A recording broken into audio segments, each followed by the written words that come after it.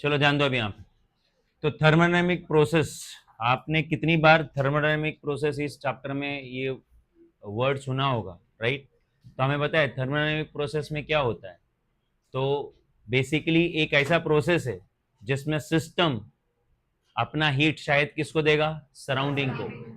शायद क्यों बोल रहा हूँ, क्योंकि उल्टा भी हो सकता है, सराउंडिंग सिस्टम से क्या ले सकता है, हीट ले भी सकता है, या दोनों में हीट का एक्सचेंज होगा भी नहीं, राइट? ये भी पॉसिबल है अगर दोनों किसमें, थर्मल इक्विलिब्रियम। ठीक। सो पिछले लेक्चर्स जो नहीं बैठा था उसको थोड़ा मुश्किल जाएगा, बट समझने की कोशिश करो।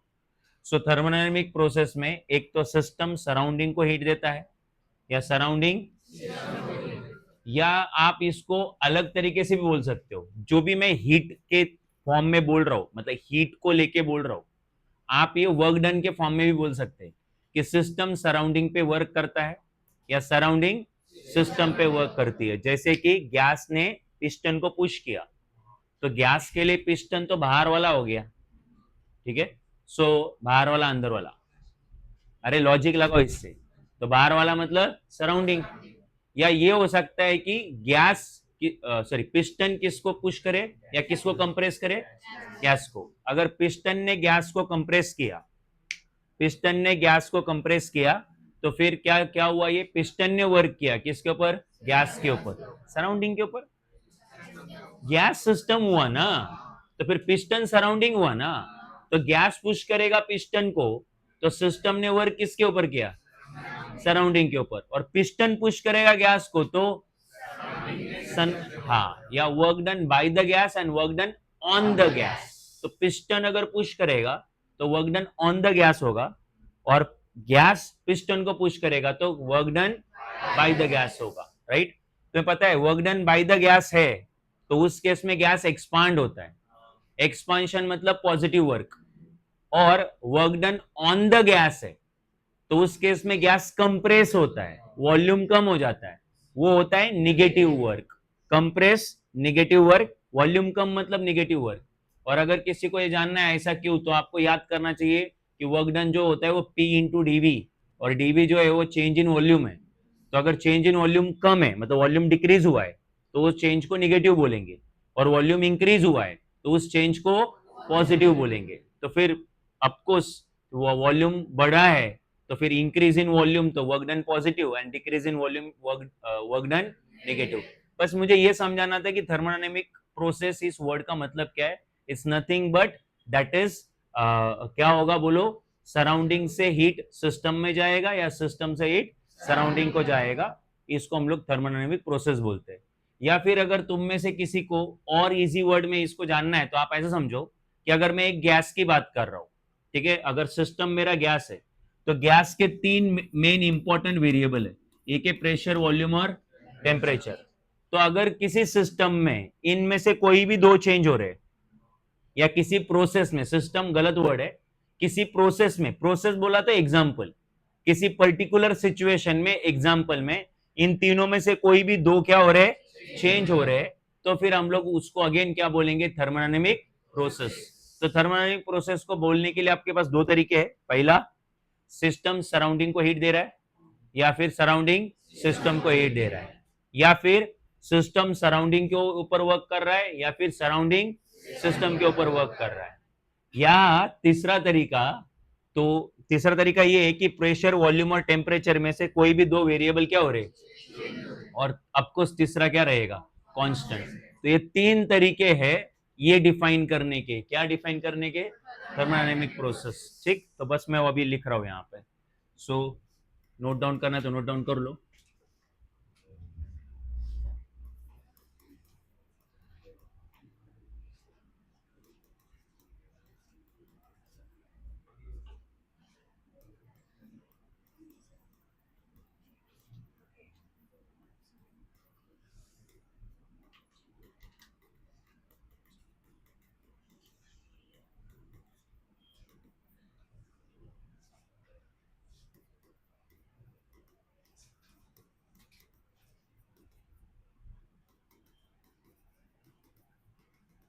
क्या लिखा है देखो, a process in which system changes from its initial state to its final state. तो उसका जो भी इनिशियल स्टेट रहेगा, सपोज इनिशियल स्टेट क्या है, सपोज आपने एक पानी इधर आन दो, आपने पानी को बॉईल होने के लिए रख दिया, तो इनिशियल स्टेट क्या है, वो पानी कूल है। फाइनल स्टेट में शायद वो पानी बॉईल होने लग गया रहेगा, अब वो बॉईल हो रहा है, वेपर्स प्रोड्यूस कर रहा है, तो ये क्या हुआ, ये एक प्रोसेस हुई जिसमें कूल वाटर, जो पहले कूल वाटर था अभी वो क्या हो रहा है, बॉईल हो रहा है, ठीक ही नहीं। तो सिस्टम जो है, सिस्टम यहाँ पे कौन है, वाटर है, changes from initial state to final state, तो बस हो गया। ऐसा कुछ एग्जांपल जिसमें कुछ ना कुछ चेंज हो रहा है, कुछ ना कुछ मतलब प्रेशर वॉल्यूम चेंज हो रहा है तो temperature constant, volume temperature change हो रहा है तो प्रेशर कांस्टेंट, और प्रेशर और टेम्परेचर चेंज हो रहा है तो वॉल्यूम कांस्टेंट। अच्छा, जिसमें सिस्टम इनिशियल स्टेट से फाइनल स्टेट में जा रही है, ऐसी ऐसी प्रोसेस को हम लोग बोलेंगे थर्मोडायनेमिक प्रोसेस। अब लिखेंगे कि इस प्रोसेस में क्या होता है, हीट एक्सचेंज होती है, किसके बीच में, सिस्टम और, तो बस ये भी लिख देते हैं।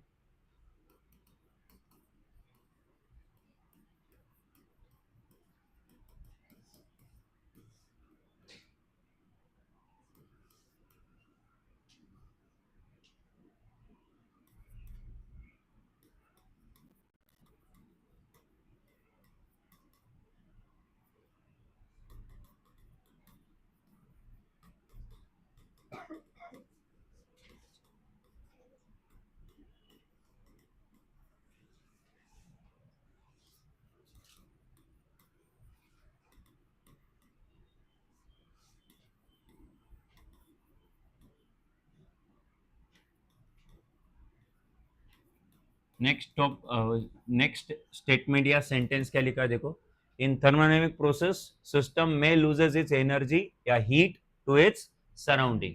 जैसे वो बॉइल्ड वाटर है ना, अभी उसको हीट देना कम कर दिया हमने या हीट देना स्टॉप कर दिया, अब उसकी हीट किसको जाएगी, सराउंडिंग को जाएगी, ठीक ही नहीं।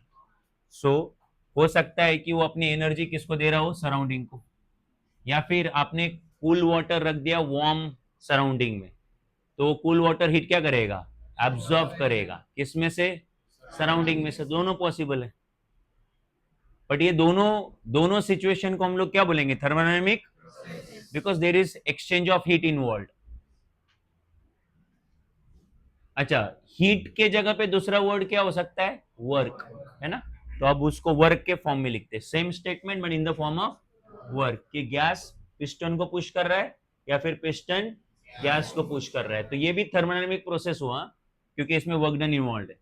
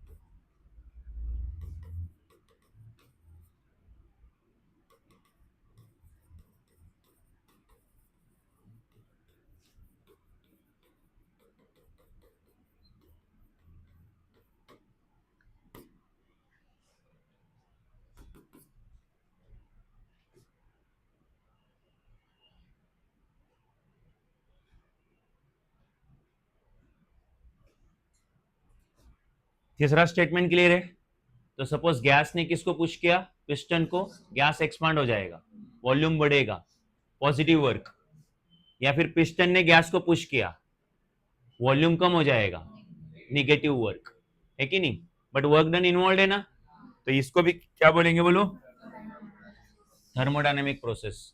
तो हीट का एक्सचेंज इन्वॉल्व है या फिर वर्क डन इन्वॉल्व है, ऐसे ऐसी प्रोसेसेस को, ऐसे एग्जांपल्स को, ऐसी सिचुएशंस को हम लोग क्या बोलेंगे, थर्मोडायनेमिक प्रोसेस।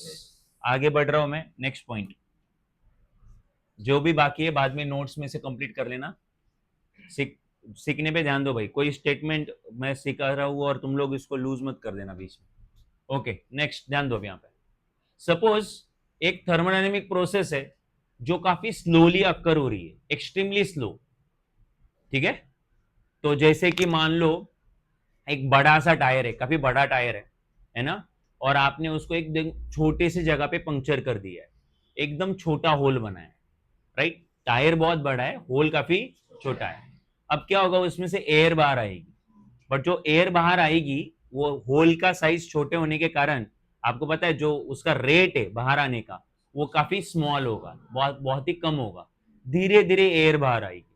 आपको पता है जनरली फ्लूइड जो है वो हाई प्रेशर से लो प्रेशर की तरफ फ्लो होता है और काफी फास्ट फ्लो होता है, बट उस केस में अगर वो स्लो फ्लो हो रहा है बिकॉज ऑफकोर्स वो स्लोली बाहर आ रहा है, तो दैट मीन्स बाहर का प्रेशर और अंदर के प्रेशर में ज्यादा डिफरेंस, और अगर प्रेशर में डिफरेंस नहीं है तो ये मैकेनिकल इक्विलिब्रियम हुआ, आपको याद है।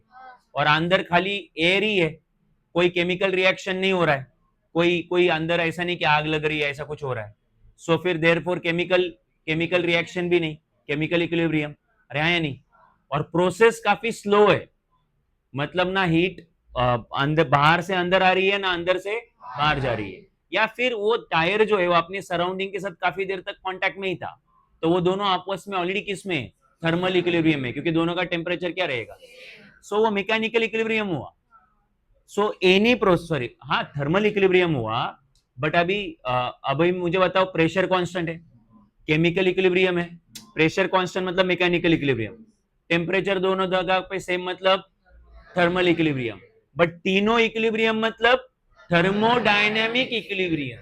तो जो मैंने तुम्हें एग्जांपल दिया वो ऐसी प्रोसेस का एग्जांपल है जिसमें सिस्टम थर्मोडायनेमिक इक्विलिब्रियम में है, मतलब मैकेनिकल इक्विलिब्रियम, केमिकल इक्विलिब्रियम और थर्मल इक्विलिब्रियम, तीनों इक्विलिब्रियम में है सिस्टम, राइट। ऐसा सिस्टम इन रियलिटी काफी स्लो होना चाहिए, एक्सट्रीमली स्लो होना चाहिए।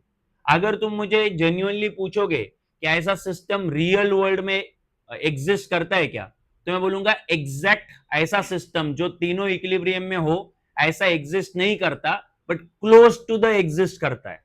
जैसे मैंने वो स्मॉल पंक्चर ऑफ टायर जो है वो एग्जांपल दिया, तो एक ऐसा ही क्लोज एग्जांपल है जिसमें जो सिस्टम है वो कौन से इक्विलिब्रियम में। तो तुम बोलोगे हमारे लिए बड़ा डिफिकल्ट है ये समझना, क्योंकि शायद मे भी मुझे पता है मैं सोच रहा हूं उस तरीके से, तो तुम अपने दिमाग में ये रखो ना, अगर कोई प्रोसेस काफी स्लो है तो वो इसीलिए हो रही होगी स्लो क्योंकि there is no pressure difference और there is no chemical reaction, क्योंकि स्लो हो रहा है ना वो, अगर रिएक्शन हो रहा होता तो फास्ट होता, और there is no temperature difference, क्योंकि टेम्परेचर डिफरेंस होता तो हीट का क्या होता, एक्सचेंज होता। तो अगर कोई प्रोसेस इन रियलिटी बहुत स्लो है तो समझ जाना वो जनरली किसका एग्जांपल है, थर्मल इक्विलिब्रियम का, ठीक।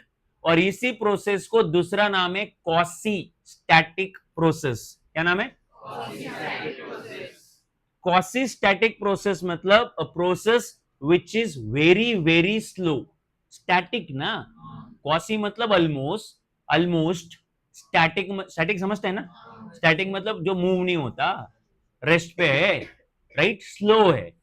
तो quasi static process, almost at rest process, मतलब ऐसी प्रोसेस जो काफी स्लो है, और अगर ऐसी प्रोसेस काफी स्लो है तो फिर वो किस इक्विलिब्रियम में रहेगी, थर्मोडायनेमिक इक्विलिब्रियम, क्योंकि वो स्लो ही इस कारण की वजह से है क्योंकि प्रेशर का डिफरेंस नहीं, टेम्परेचर का डिफरेंस नहीं और केमिकल रिएक्शन नहीं, इसीलिए तो वो स्लो है।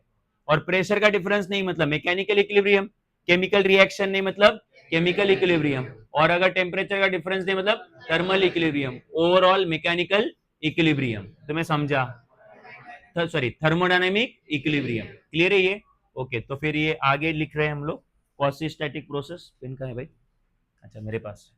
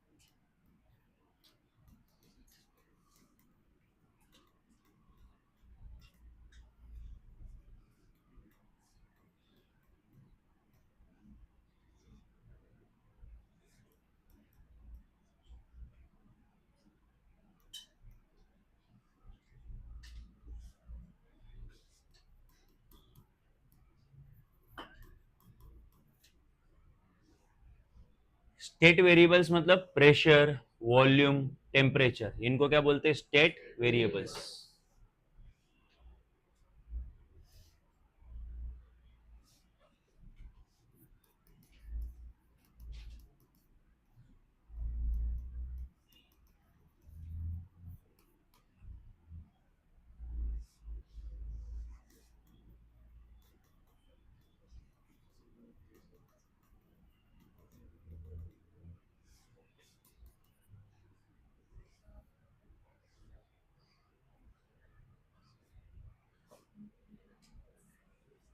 इनफाइनाइटली का मतलब क्या होता है? एक्सट्रीमली स्मॉल, स्लो, इनफाइनाइट, और ये उसका ऑपोजिट वर्ड है,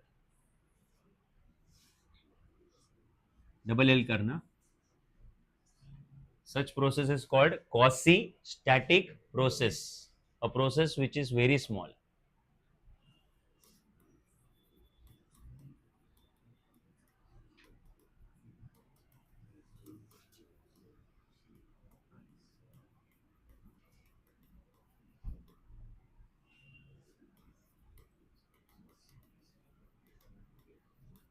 ऐसा जो प्रोसेस होता है जो एक्सट्रीमली स्लो होता है उसको हम लोग बोलते हैं, ऐसा प्रोसेस किसमें होता है? बोलो, थर्मोडायनेमिक इक्विलिब्रियम। और तुम्हें याद होना चाहिए थर्मोडायनेमिक इक्विलिब्रियम का मतलब होता है mechanical, chemical as well as thermalical. जब कोई सिस्टम तीनों इक्विलिब्रियम में हो तो ऐसे सिस्टम को हम लोग बोलते हैं thermodynamic equilibrium.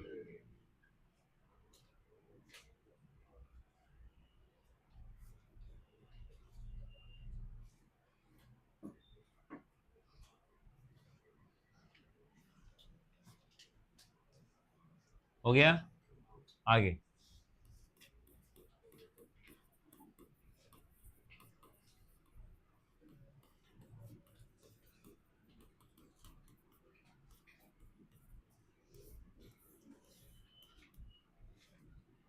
Okay, next point हमें समझना है, वो है that is path of thermodynamic process. Okay, ध्यान देना अभी यहाँ पे। तो तुम्हें पता है जब थर्मोडायनेमिक प्रोसेस होती है तो हीट एक्सचेंज हो सकता है, वर्क डन होता है, तो there are changes involve in pressure, temperature या वॉल्यूम, इनमें चेंजेस होते हैं।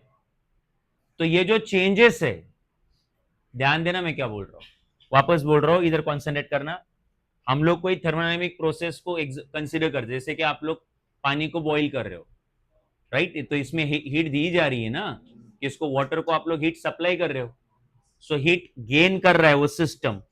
आपको पता है हीट गेन करना या हीट लूज करना है ना, ये क्या है? Thermodynamic process.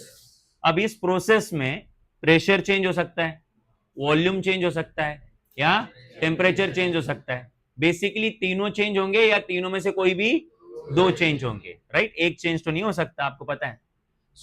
अब आपको पता है अभी ये जो चेंजेस इन्वॉल्व है प्रेशर, वॉल्यूम और टेम्परेचर में, इन चेंजेस का एक ग्राफ ड्रॉ करेंगे हम लोग। इन चेंजेस का क्या ड्रॉ करेंगे? और उस ग्राफ का जो कर्व आएगा, that curve is called as path of thermodynamic process.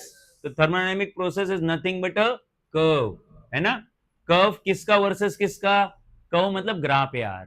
तो उस थर्मोडायनेमिक सिस्टम में जो चेंजेस इन्वॉल्व है, उस चेंजेस को हम लोग एक ग्राफ में प्लॉट करेंगे, और उस ग्राफ का जो कर्व आएगा, that curve is called as path of thermodynamic process. तो लिख रहा हूं मैं यहां पे।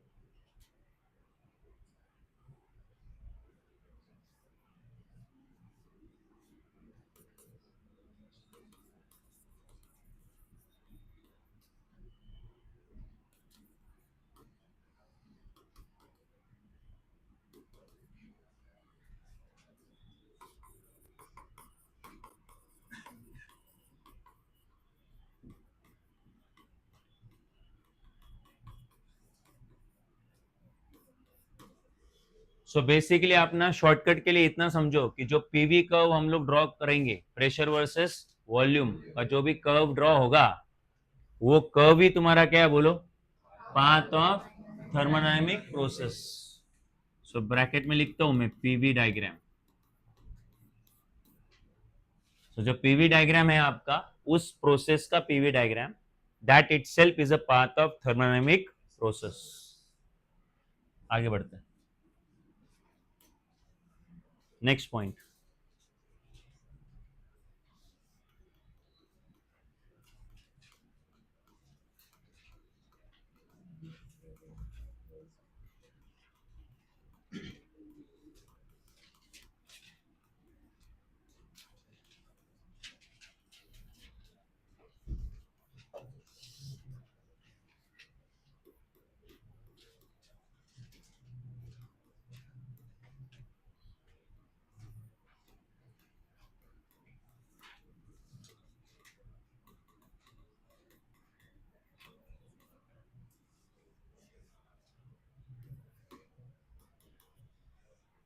सो नेक्स्ट पॉइंट है that is work done during thermodynamic process. ठीक है, आपको अभी नेक्स्ट ये सीखना है। इसके ऊपर क्वेश्चन क्या आएगा, तो क्वेश्चन आएगा show dependence of work done on its path. आपको प्रूव करना है कि वर्क डन उसकी पाथ के ऊपर कैसे डिपेंड करता है। अब आपको तुम्हारे लिए एक नया टॉपिक नहीं लगेगा या कुछ सरप्राइजिंग भी नहीं लगेगा, बट जो लोग वर्क डन को समझते हैं मैकेनिक्स से हमने जो वर्क डन सीखा है उनके लिए बिल्कुल ये अलग लगना चाहिए। क्यों? क्योंकि मैकेनिक्स में हमने सीखा है कि वर्क डन अपने पाथ के ऊपर डिपेंड नहीं करता, राइट? और जब वो डिपेंड नहीं करता तो वहां पे कंजर्वेटिव फोर्स इन्वॉल्व होता है। बट मैं श्योर हूं तुम्हें घंटा याद नहीं रहेगा। तो लेट्स से एक ऑब्जेक्ट है यहाँ पे, और इस ऑब्जेक्ट को आप लोग पिकअप कर रहे हो ए पॉइंट से बी पॉइंट पे रख रहे हो, ठीक है? और मुझे क्वेश्चन एक ही है कि इस प्रोसेस में, मतलब ये जो मैं काम करने जा रहा हूँ, इस काम में वर्क डन कितना हो रहा है। तो बट हम लोग तीन तरीके से इस ऑब्जेक्ट को उठा के रख रहे हैं। पहले केस में सीधे हम लोग इसको मूव कर रहे हैं और यहाँ पे उठा के रख रहे हैं।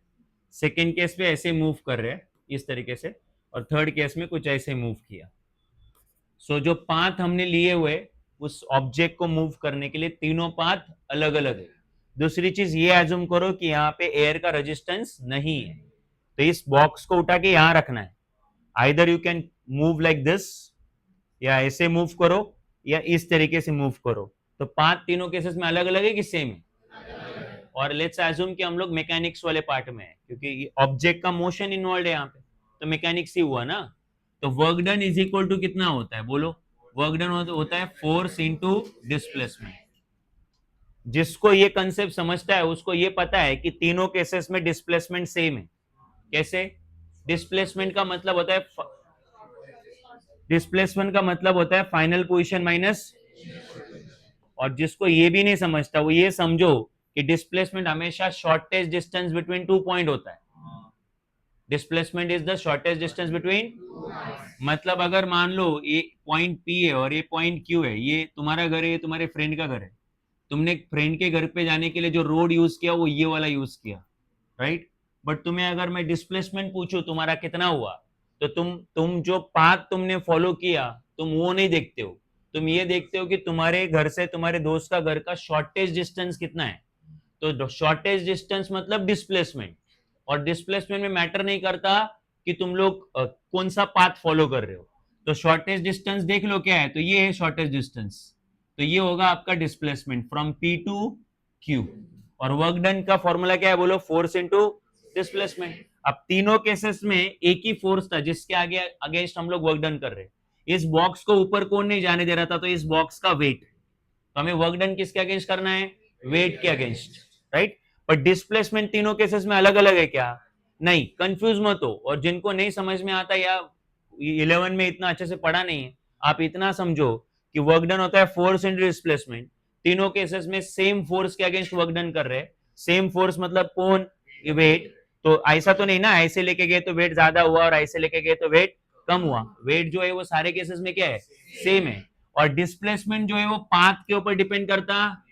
अगर इस केस में डिस्प्लेसमेंट पूछेंगे तब भी यही बताया जाएगा, इस केस का डिस्प्लेसमेंट पूछेंगे तब भी यही बताया जाएगा। Because of shortage distance.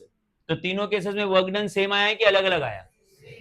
तो फिर वर्क डन सेम आया, तो हमने 11 में ये सीखा था कि वर्क डन जो है वो पाथ के ऊपर डिपेंड करता और उसी कंसेप्ट से ये जो फोर्स था जिसके अगेंस्ट हमने वर्क डन किया, उस फोर्स को आपने कंजर्वेटिव फोर्स बोला था, क्योंकि कंजर्वेटिव फोर्स का वर्क डन उसकी पाथ के ऊपर क्या नहीं करता, डिपेंड नहीं करता। तो वहां पे ये सिखा था कि वर्क डन पाथ के ऊपर डिपेंड नहीं करता, और अब मैं ये सिखाने जा रहा हूं कि वर्क डन किसके ऊपर डिपेंड करता है, पाथ के ऊपर डिपेंड करता है। तो तुम बात ये समझो कि अगर तुम लोग थर्मोडायनेमिक प्रोसेस कर रहे हो, क्या कर रहे हो, तो वर्क डन उसकी पाथ के ऊपर डिपेंड करता है, राइट। अब तुम बोलोगे वर्क डन पाथ के ऊपर डिपेंड करता है, मतलब क्या? तो अगर मैं तुम्हें एकदम सिंपल एग्जांपल दूं, तो बेसिकली आपको दूध को गर्म करना है ना। तो दो तीन तरीके हैं, राइट। एक तरीका ये है, दो तरीके एग्जांपल देता हूं। एक, आप उसको गैस की फ्लेम पे रखो, है ना, कुछ 2 मिनट में, 1 मिनट में, जो भी है 5 मिनट में गर्म हो जाएगा, अरे या नहीं। दूसरा, आप उसको ओवन में रख दो, है कि नहीं। दोनों तरीके सेम है क्या? नहीं है। एक में प्रॉपर हीट पास किया जाता है, दूसरा वेव्स एनर्जी के, दूसरा एनर्जी का रेडिएशन है। एनर्जी के रेडिएशन से क्या हो रहा है, वो मिल्क गर्म हो रहा है। तो फिर कंसेप्ट एक ही है या प्रोसेस एक ही है, या फिर इनिशियल स्टेट और फाइनल स्टेट सेम है? क्या इनिशियल स्टेट दूध ठंडा है, क्या है फाइनल स्टेट दूध गर्म है, राइट। बट दूध को गर्म करने के दोनों प्रोसेस अलग अलग है, समझा कि नहीं। इसको बोलते हैं पाथ। तो एक पाथ ये है कि आपने उसको डायरेक्ट फ्लेम पे रखा, और दूसरा पाथ ये है कि तुमने उसको ओवन में रखा। तो ये दो अलग अलग पाथ है, समझा कि नहीं। तो मैं तुम्हें ये बोलने की कोशिश कर रहा हूं कि जो वर्क डन हुआ है, मतलब जो काम हुआ है दूध को गर्म करने का काम, ये जो वर्क डन हुआ है, वो वर्क डन कितना हुआ है वो डिपेंड करता है कि आपने कौन सा पाथ लिया है, तरीका कौन सा अपनाया है। क्लियर है। तो मैकेनिक्स में हम लोग ये सीखते थे कि वर्क डन पाथ के ऊपर डिपेंड करता, और थर्मोडायनेमिक प्रोसेस में हम लोग ये सीख रहे हैं कि वर्क डन जो है वो किसके ऊपर डिपेंड करता है, और जस्टिफाई भी करना पड़ेगा। तो एग्जाम में आएगा आपको कि प्रूफ करो कि थर्मोडायनेमिक प्रोसेस का जो वर्क डन है वो किसके ऊपर डिपेंड करता है, उसकी पाथ के ऊपर डिपेंड करता है। तो चलो करते हैं इसको, प्रूफ कैसे करेंगे ध्यान दो अब यहाँ पे। तो इसको समझने के लिए या इसको प्रूफ करने के लिए कि वो पाथ के ऊपर डिपेंड करता है, तो हम लोग एक पीवी डायग्राम ले रहे हैं। तो ये देखो, प्रेशर वर्सेस वॉल्यूम डायग्राम को पहले कंसीडर करो। तो consider PV diagram for a thermodynamic process.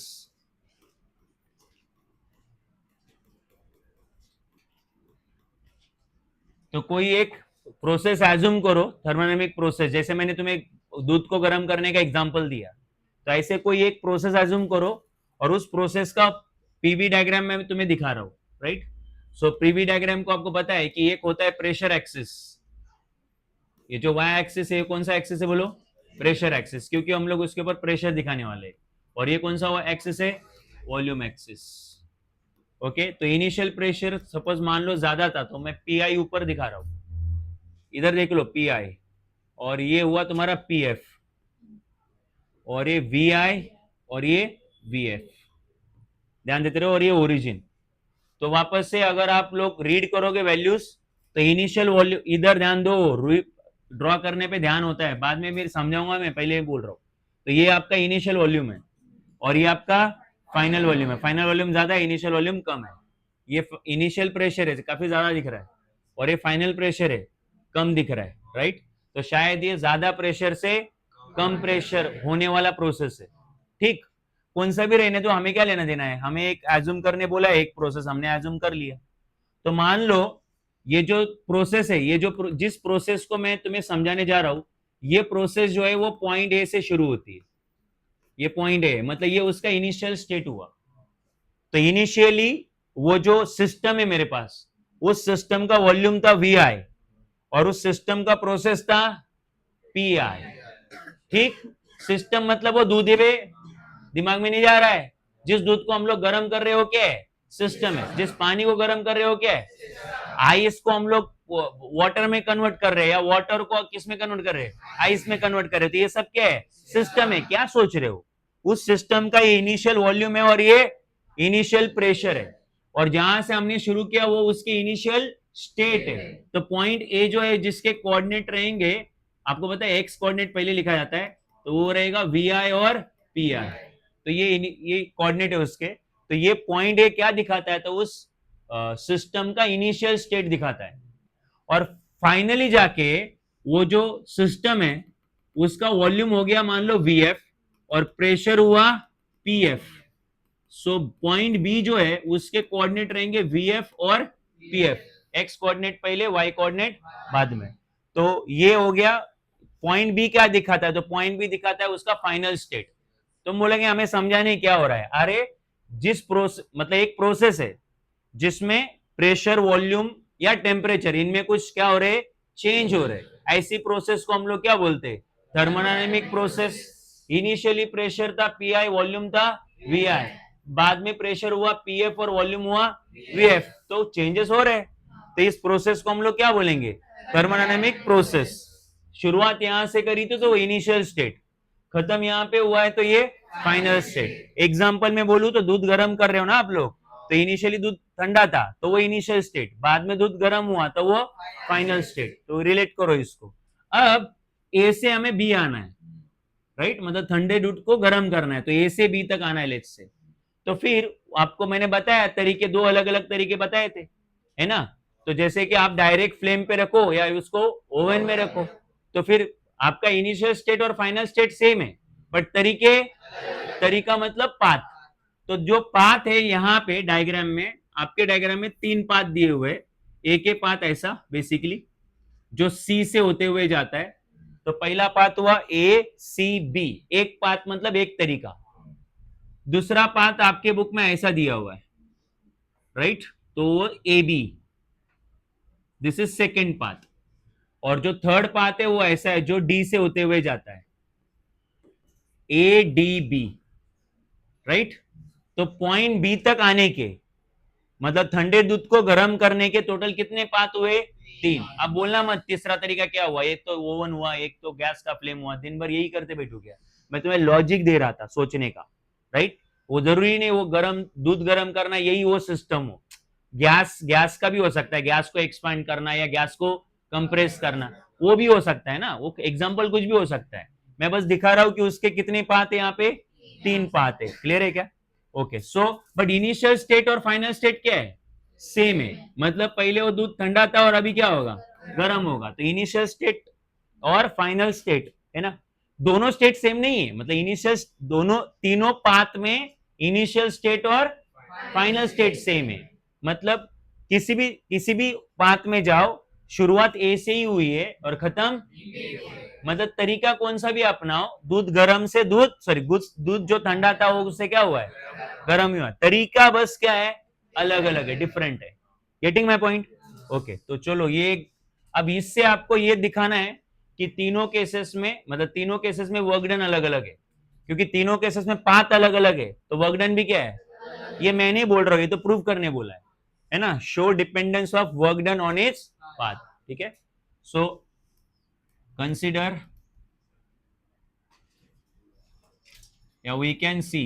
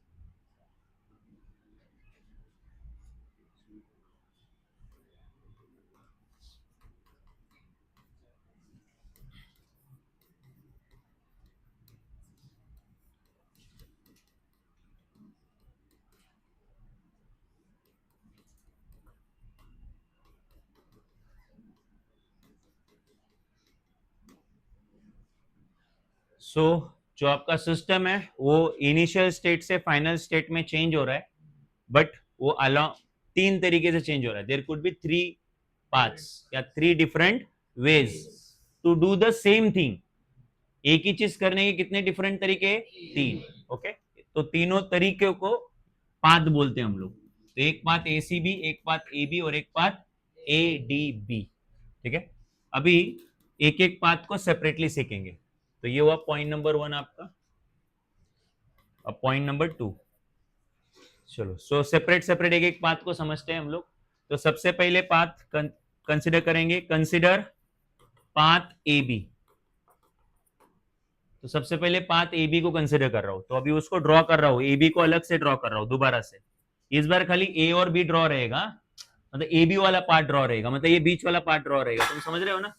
Okay, सो ध्यान दो. अभी यहां पे आलू गिर गया क्या तेरा?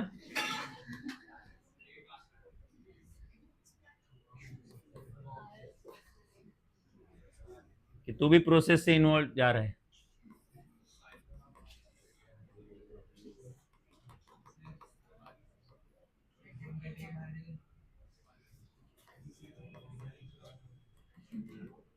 क्या?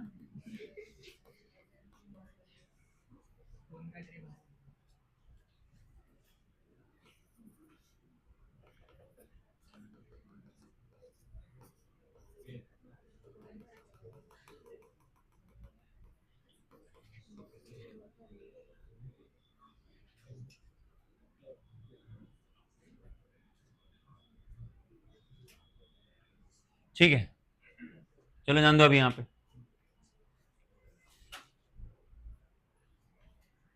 ओके, अगर तुम देखोगे यहां पे, इधर ध्यान दो. अगर आप देखोगे, अगर मैं इस कर्व को देखूं तो क्लियरली वॉल्यूम इंक्रीज हो रहा है, बिकॉज इनिशियल वॉल्यूम वी आई था, क्योंकि शुरुआत ए से हुई है. तो ए के लिए वॉल्यूम कितना है? वी आई. ये देखो, कम था वॉल्यूम. और बी पे, बी के लिए वॉल्यूम कितना है? तो वॉल्यूम ज्यादा हो गया है. तो there is a expansion of gas या एक्सपांशन ऑफ सिस्टम. तो सिस्टम क्या हुई है? एक्सपांड हुई है. एक्सपांड को पॉजिटिव वर्क बोलते है कि नहीं? ओके, सो आगे सुनना. तो सिस्टम अगर एक्सपांड हुई है, मतलब या जो गैस है वो एक्सपांड हुआ है, मतलब गैस ने पिस्टन को बाहर की तरफ पुश किया है. राइट, वही एक एग्जांपल हो सकता है. तो बोलो क्या हो रहा है? Volume increase. और कौन डिक्रीज हो रहा है? कैसे? इनिशियल प्रेशर पी है, देखो इतना है. वो कोऑर्डिनेट ज्योमेट्री समझती है ना? इधर इधर ध्यान दो. और फाइनल प्रेशर देखो इधर है, पीएफ है, इतना है. सो फाइनल इनिशियल प्रेशर ज्यादा है, फाइनल प्रेशर. तो देखो क्या इंक्रीज हो रहा है, क्या डिक्रीज हो रहा है? तो प्रेशर और वॉल्यूम आपस में कैसे?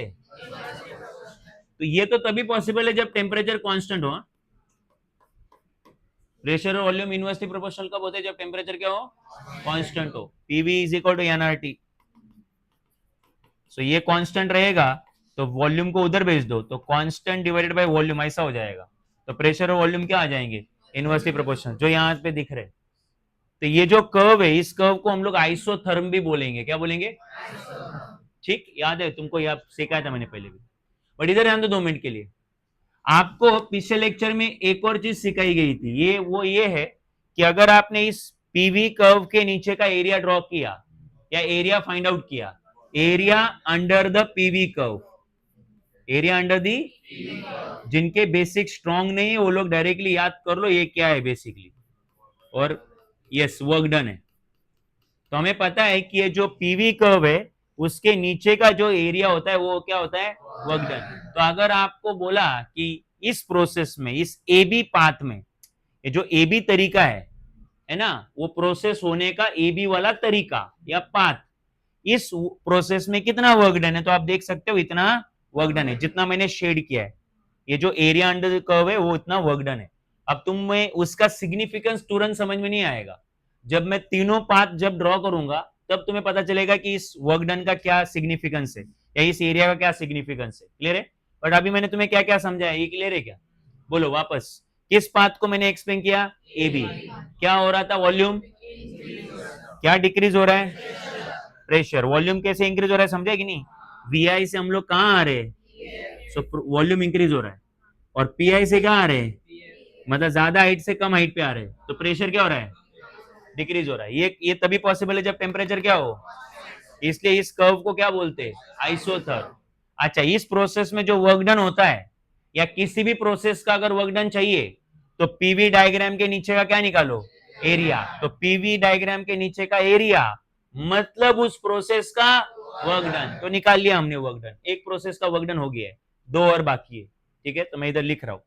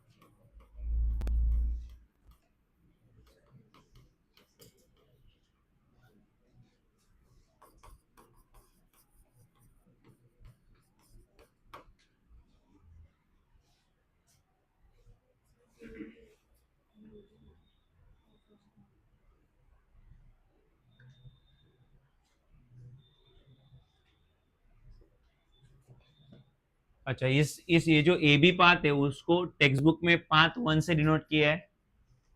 ये जो ए सी बी पाथ है इसको पाथ 2 से डिनोट किया है, और ये जो ए डी बी पाथ है उसको पाथ 3 से डिनोट किया है। तो A C B is your path 2 basically, A B is your path 1 और A D B is your path 3।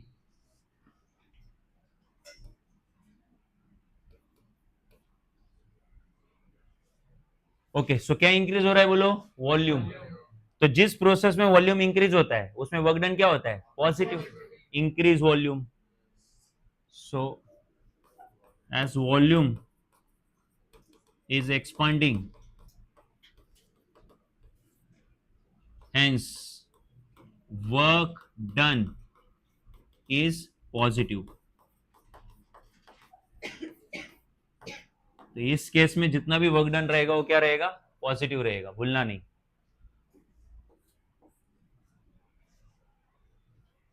कुछ डाउट है यहां तक, प्रोसेस क्लियर है आपको? बस ग्राफ की मदद से एक्सप्लेन करना है, एक बार ग्राफ याद रह गया तो ये तो कोई भी लिख सकता है। अच्छा, अब दूसरा पाथ, पाथ नंबर 1 हो गया, अभी path number 2। So let's discuss path 2 next. Now consider path 2। Part 2 को कंसिडर करेंगे।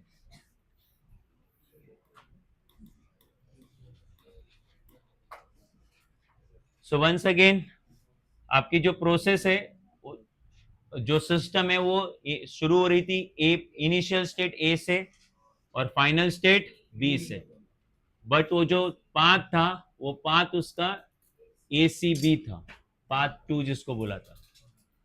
अच्छा, ये आपका, आपको याद ही है, इनिशियल प्रेशर था, ये आपका फाइनल प्रेशर है, ये आपका इनिशियल वॉल्यूम है और ये फाइनल वॉल्यूम। क्लियर है? तो जरा इधर नोटिस करो, यहां पे ध्यान दो। अगर आप देखोगे, अगर एसीबी पाथ को देखोगे तो ए टू सी तक प्रेशर कांस्टेंट है और क्या चेंज हो रहा है, वॉल्यूम। सो एक कांस्टेंट, तुम्हें कांस्टेंट प्रेशर समझता है कैसे मैं बोल रहा हूं? सो अगर ग्राफ का हाइट चेंज होता है, कर्व का हाइट चेंज होता है, तो इसको बोलते हैं प्रेशर वेरी होना, बिकॉज प्रेशर जो है वाई एक्सिस पे दिखाया गया है। तो वाई एक्सिस मतलब हाइट, और वॉल्यूम कहां दिखाया गया है, तो लेंथ बेसिकली। तो ग्राफ की लेंथ बढ़ती है या कम होती है, मतलब वॉल्यूम चेंज हो रहा है। ग्राफ का हाइट बढ़ता है या, मतलब प्रेशर चेंज हो रहा है। ये मैं उनके लिए बोल रहा हूं जिनको ग्राफ को रीड करना नहीं आता। तो अब मुझे बताओ, ए टू सी हाइट सेम है कि ए टू सी हाइट चेंज हो रही है? सी के बाद मत देखो, ए से सी तक देखो, हाइट सेम है कि चेंज हो रही है? सेम है। हाइट सेम है मतलब प्रेशर सेम है। तो ए टू सी ये कौन सी प्रोसेस है? Constant pressure process. कांस्टेंट, उस प्रोसेस का नाम बाद में सीखेंगे। Constant pressure process from A to, but C to B के बाद वॉल्यूम कांस्टेंट रह रहा है। तुम देख रहे हो, सी टू बी खाली हाइट चेंज हो रही है, लेंथ चेंज हो रही है क्या? नहीं। तो हाइट चेंज हो रही है तो क्या चेंज हो रहा है? प्रेशर। क्योंकि हाइट पहले इतनी थी, अब इतनी हो गई है, सी से बी तक आया ना, तो हाइट पहले ज्यादा थी अभी कम है, मतलब प्रेशर क्या हुआ? चेंज हुआ। और कौन चेंज नहीं हुआ? वॉल्यूम चेंज नहीं हुआ। तो A to C pressure constant है और वॉल्यूम चेंज हो रहा है, और सी टू बी प्रेशर कांस्टेंट है, सी टू बी प्रेशर चेंज हो रहा है, और कौन कांस्टेंट है? वॉल्यूम कांस्टेंट है। बराबर है। अच्छा, ये पिछली पिछली बार जो पढ़ा था, पिछली बार तो दोनों, पिछली बार throughout the process volume भी चेंज हो रहा था और प्रेशर भी चेंज हो रहा था through out the process.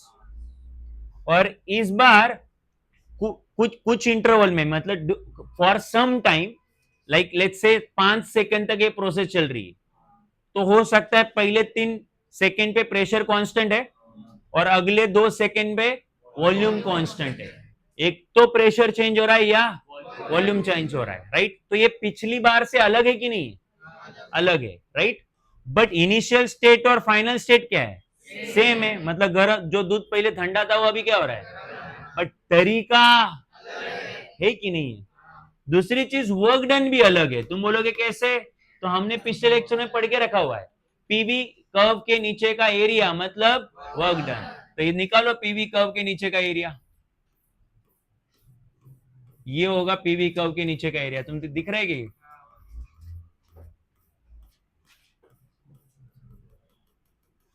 So now tell me, क्या ये एरिया और पिछला वाला एरिया सेम है क्या? सो दोनों, देयरफॉर दोनों केसेस में वर्क डन भी क्या नहीं है? अलग अलग है। ऐसा क्यों हुआ? क्योंकि पाथ भी अलग अलग है। ये देखो ना, पाथ 1 है ना ये, और ये कौन सा पाथ है? 2। तो पाथ 1 और पाथ 2 अलग अलग है, तो वर्क डन भी, तो हो गया प्रूफ कि वर्क डन जो है वो किसके ऊपर डिपेंड करता है? पाथ के ऊपर, राइट? तो थर्मोडायनेमिक वर्क डन डिफरेंट है, थर्मोडायनेमिक प्रोसेस का वर्क डन डिफरेंट है मैकेनिक्स के वर्क डन से। मैकेनिक वाला वर्क डन जो है वो पाथ के ऊपर डिपेंड करता नहीं है। थर्मोडायनेमिक प्रोसेस का वर्क डन किसके ऊपर डिपेंड करता है? पाथ के ऊपर, राइट? सो आप इधर लिख सकते हैं,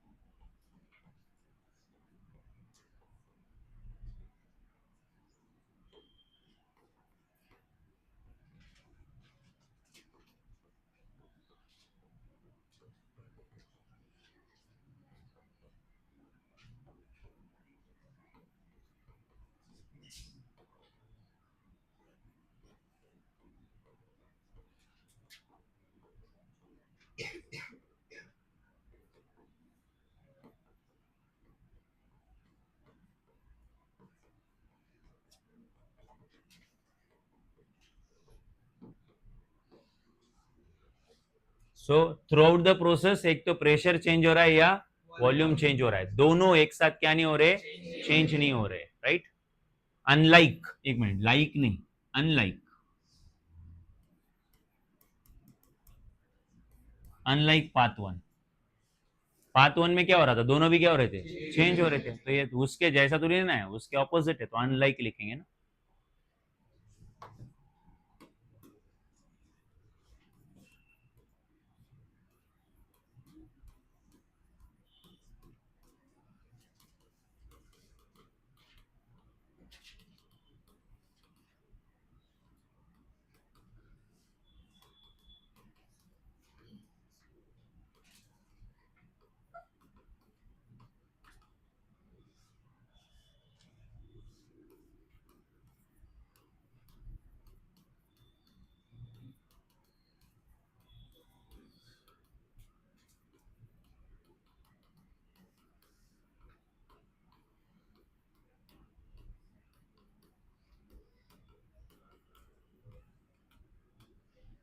सो पाथ टू में जो एरिया अंडर द कर्व है वो अलग है, ज्यादा है।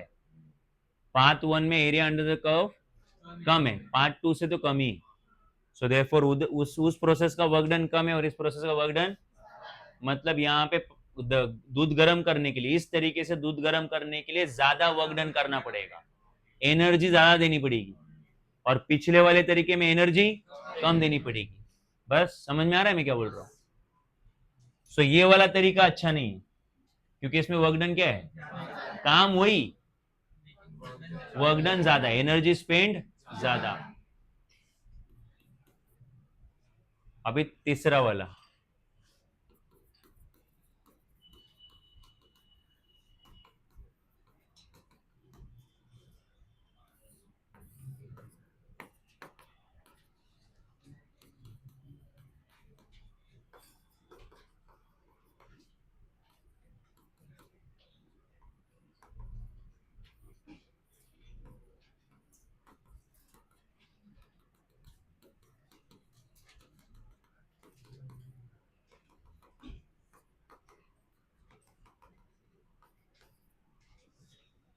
ओके नाउ पूरा ध्यान यहां होना चाहिए। अब बात करते तीसरे प्रोसेस की, इधर कंसंट्रेशन। ओके, मेहंदी बनाना रोक दो अभी, घंटा आता तो नहीं, बट डायग्राम इतना अच्छे से बनाएंगे ना, बस।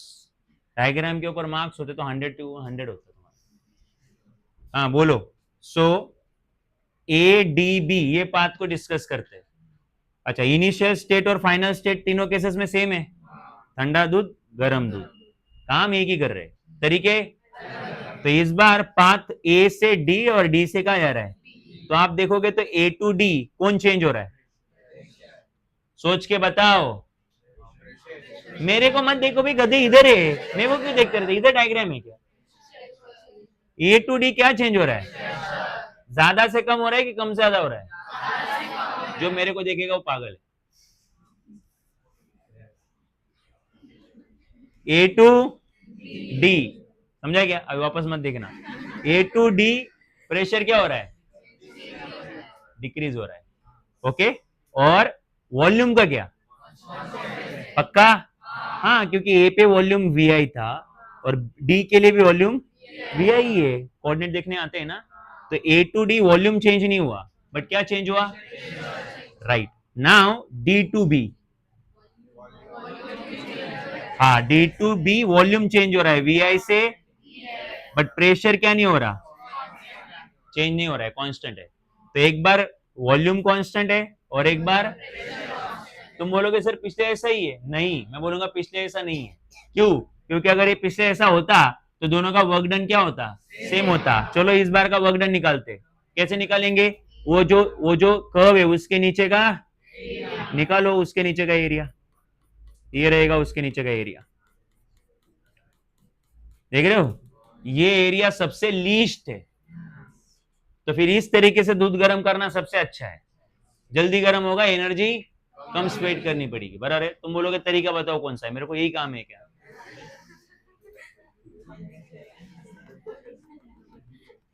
वो तुम घर जाके सोचो, मतलब गैस तुम्हारा बचेगा, पैसा तुम्हारा बचेगा, काम मैं करूं।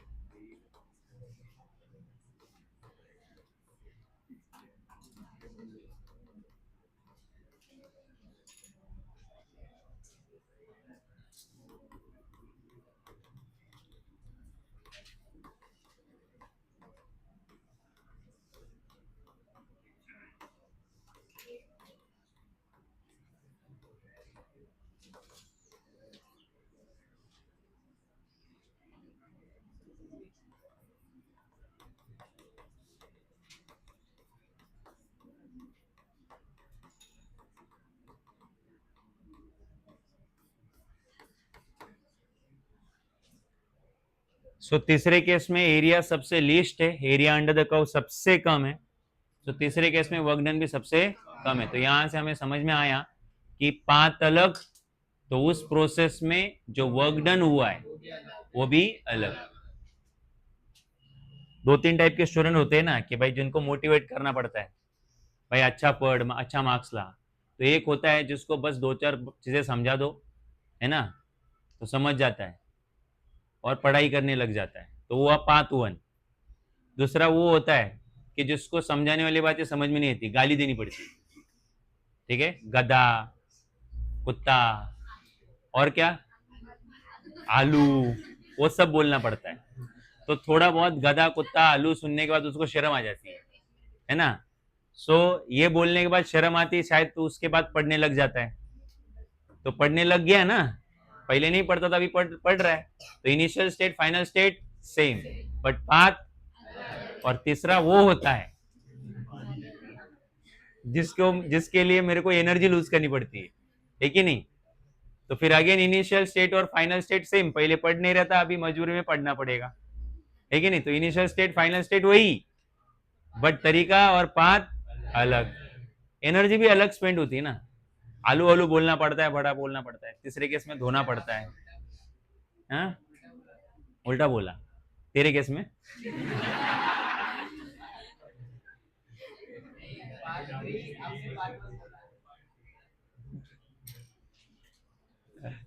सीक्वेंस में मत जा, फीलिंग पे जा और डिसाइड कर तेरा पाथ कौन सा है।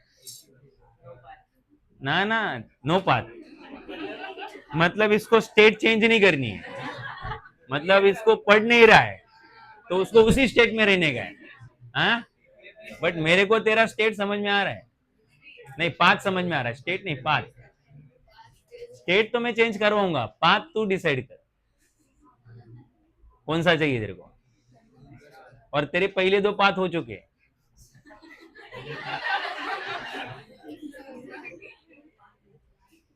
इधर 90% लोगों के पहले दो पाथ हो गए, है ना, तीसरा पाथ बचा हुआ है अभी। कोई सो रहा है, बार बार यौन कर रहा है।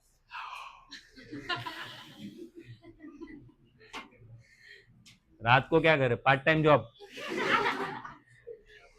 55 अंकल छोड़ दिए जॉब। हाँ, तेरी बिल्डिंग को तू गार्ड करती है, बोलना। मैंने गिन के रखा है कितनी बार यौन किया तूने।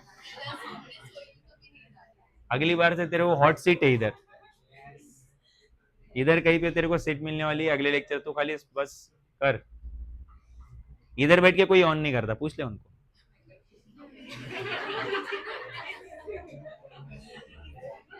हाँ भाई, हो गया।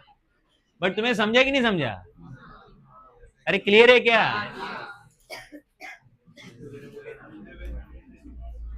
ये क्लियर है कि हमको आने नहीं वाला, आगे बढ़ो।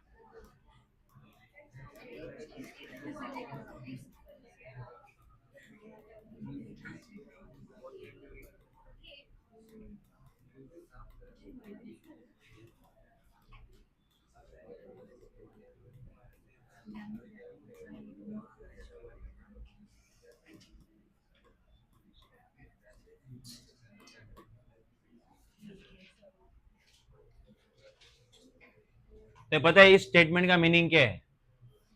अरे स्टेटमेंट को रीड करो रे, लिखने के प्रैक्टिस के लिए आते हो क्या? स्टेटमेंट रीड करो, क्या लिखा है?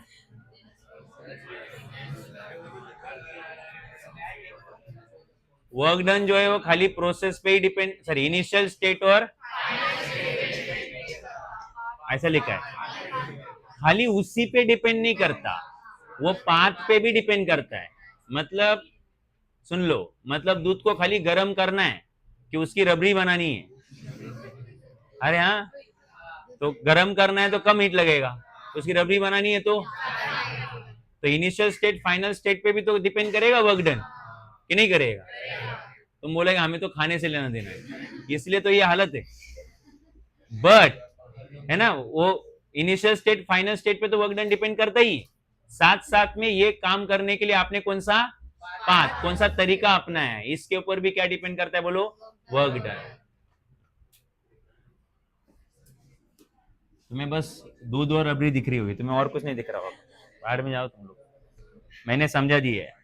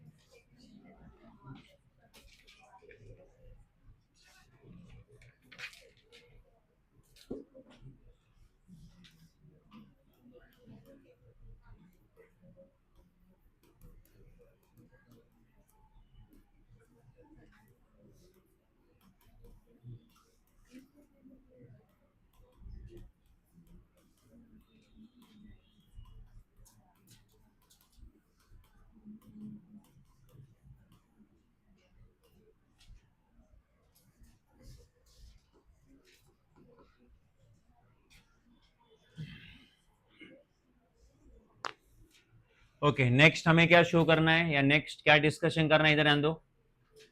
So heat added during thermodynamic process, ये डिस्कस करना है।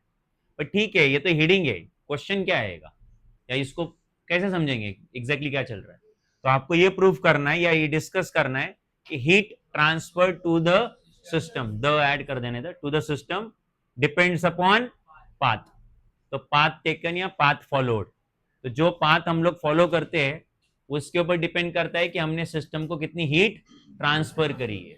ठीक, तुमको तुमको कुछ फर्क नहीं पड़ता होगा इस स्टेटमेंट का। बेसिकली इस स्टेटमेंट का मतलब ये है कि जो तरीका आपने अपनाया है उसके ऊपर डिपेंड करता है कि हीट कितनी ट्रांसफर करी है, मतलब कितनी हीट दी है या कितनी हीट ली है, राइट, उस सिस्टम से।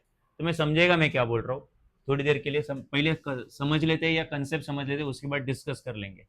ओके, तो अब ये डिस्कस करने के लिए आप लोग एक डायग्राम ड्रॉ कर रहे हो या एक सिचुएशन कंसिडर कर रहे हो।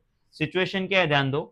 सिचुएशन ये है कि लेट्स से आपके पास एक वेसल है जिसमें आपने मूवेबल पिस्टन लगाया हुआ है, ऐसा पिस्टन जो मूव हो सकता है if required.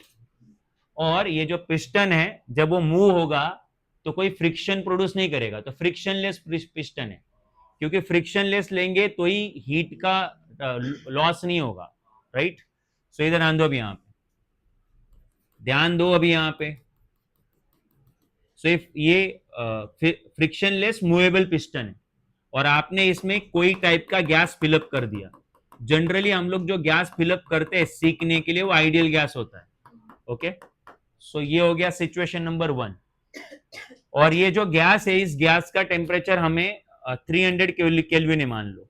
Okay, which is 27 degree Celsius room temperature. तो ये वो गैस है. यहां तक क्लियर है? अब हमने क्या किया, उस गैस को सिचुएशन नंबर 2 अभी, अब सेम गैस को हम लोग हीट प्रोवाइड कर रहे हैं, हीट सप्लाई कर रहे हैं. ठीक है, सो हीट का सिंबल क्यू है. हीट जो सप्लाइड है वो greater than 0. Heat is equal to Q और विच इज ग्रेटर देन 0. मतलब आप पॉजिटिव हीट सप्लाई कर रहे हो. किसको? गैस को. पिस्टन को नहीं, गैस को, सिस्टम को. इसके अंदर जो गैस फील्ड है यूज. ओके, अब क्या होगा ध्यान दो अब यहां पे. और जो हीट आप दे रहे हो वो स्लोली दे रहे हो.